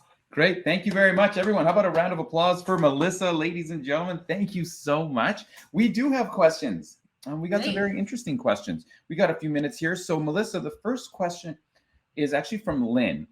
And she says, how much influence does any group have over Chinese packaging manufacturers to demand regulation? I mean, are there summits? Are there meetings? Are there any ways that we're getting into alignment? And I would say not just with China, and actually we can think about Asia as a whole. Like there's the Four Ties, there's Singapore, Vietnam, South Korea. These are all places that export, Taiwan. Is there any communication there? Is there anything in place? Oh, I wish I knew that there were. The only thing I can say is when I talk to retailers in the U.S. that are looking to purchase their packaging from Asia, I say, please get the testing done. So, I try to, head them off from having the horrible situation where their packaging is non-compliant and they have to pull everything from the shelves, which we have asked people to do.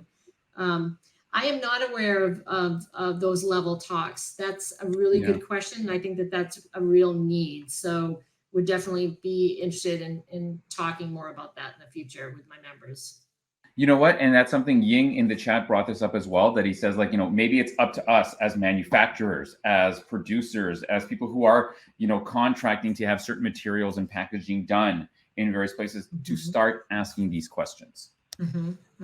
Now we had another interesting question, and it's all about the thing that keeps me up at night since I started working at SGS.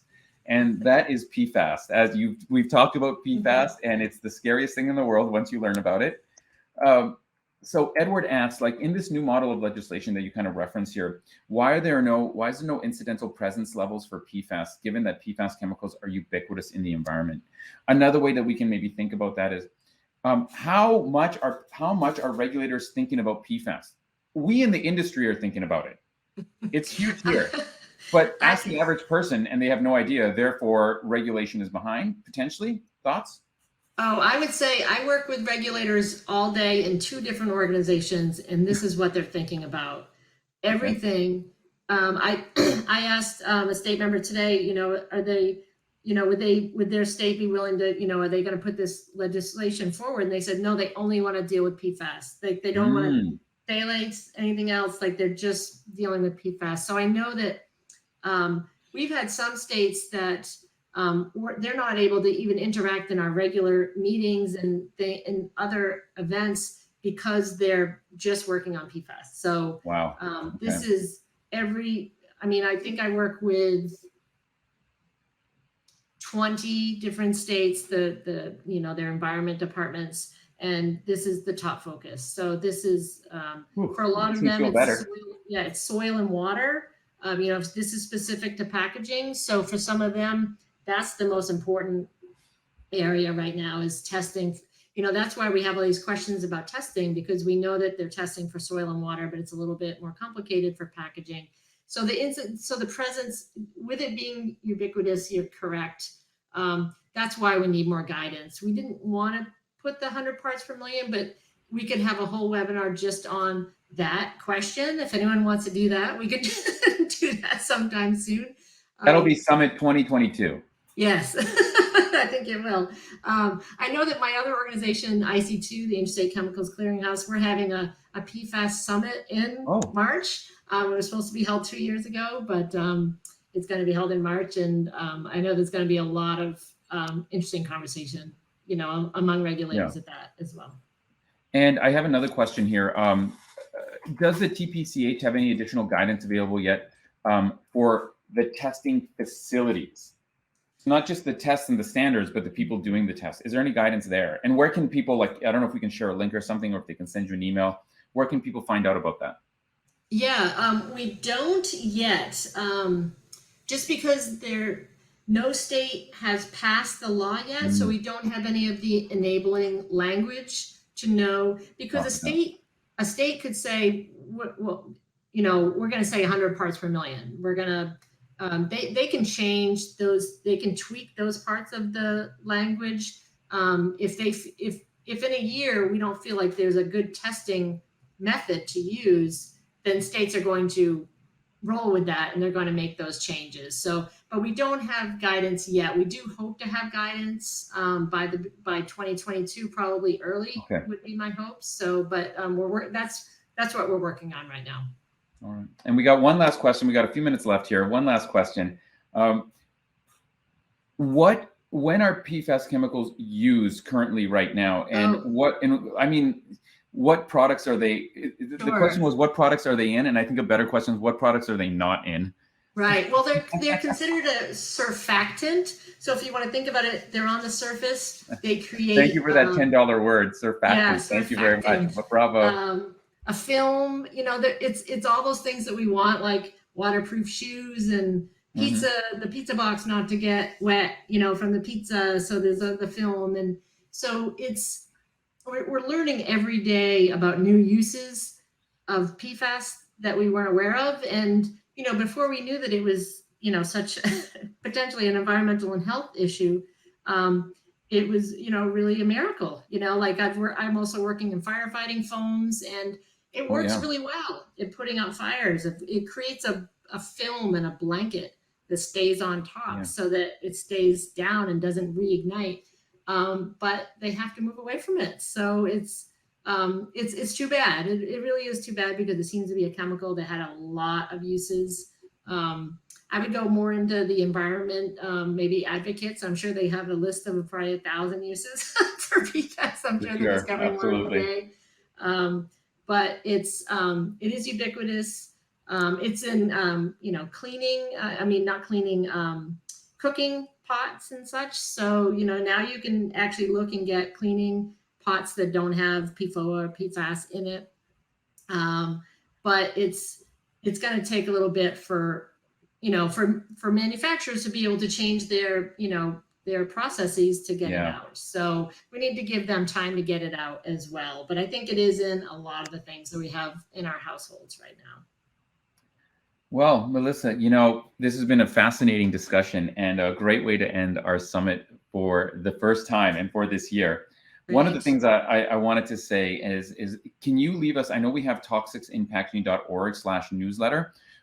In the last minute or so, do you have any other resources for our audience? And if they want to find more about TPCH, if they want to find out more about what they can do and what your recommendations are to maybe get some more states on board, is there any other resources for them? I would definitely say, contact me through here, the organization. There's so much happening right now. Yeah. I think as long as if you have suggestions of like how to work with the Asian packaging manufacturing community, like those suggestions, just email me directly. I mean, I can connect people with the different states and industries. Oh, that's great. About these things. So I'm happy to be a conduit to try to get some more information to people, but also just to get some of these higher level conversations going about how these different entities can all work together. So you heard it here, ladies and gentlemen, the call to action. Email Melissa at toxicsinpackaging.org. That's the call to action to move forward. Melissa, thank you so much for joining us today. We really appreciate it. Thank you very much. Thank you for having me. Thank you. How about another big round of applause? How about another big round of applause for Melissa, ladies and gentlemen? And you know what, everyone? Here's one thing that we can all agree on. It's always kind of nice to end a little bit early, isn't it? And we're going to end a few minutes early today. But before we end off today, I wanted to say a big thank you to all the people that have contributed. So first of all, to all of our speakers, Jack at the opening, Paul, Ellen and Claire, Brit, Chris, Scott, and of course, Melissa. Thank you so much for sharing all your information with us. I also want to give a big shout out to the people you haven't heard about. So first of all, Sheila and Edley, for all the help you've done with the support and the admin and making everything go smoothly so that we went no hiccups today, which was fabulous. And the backbone of this event, the person that kind of made all of this possible, he's here, but he probably won't turn on his camera.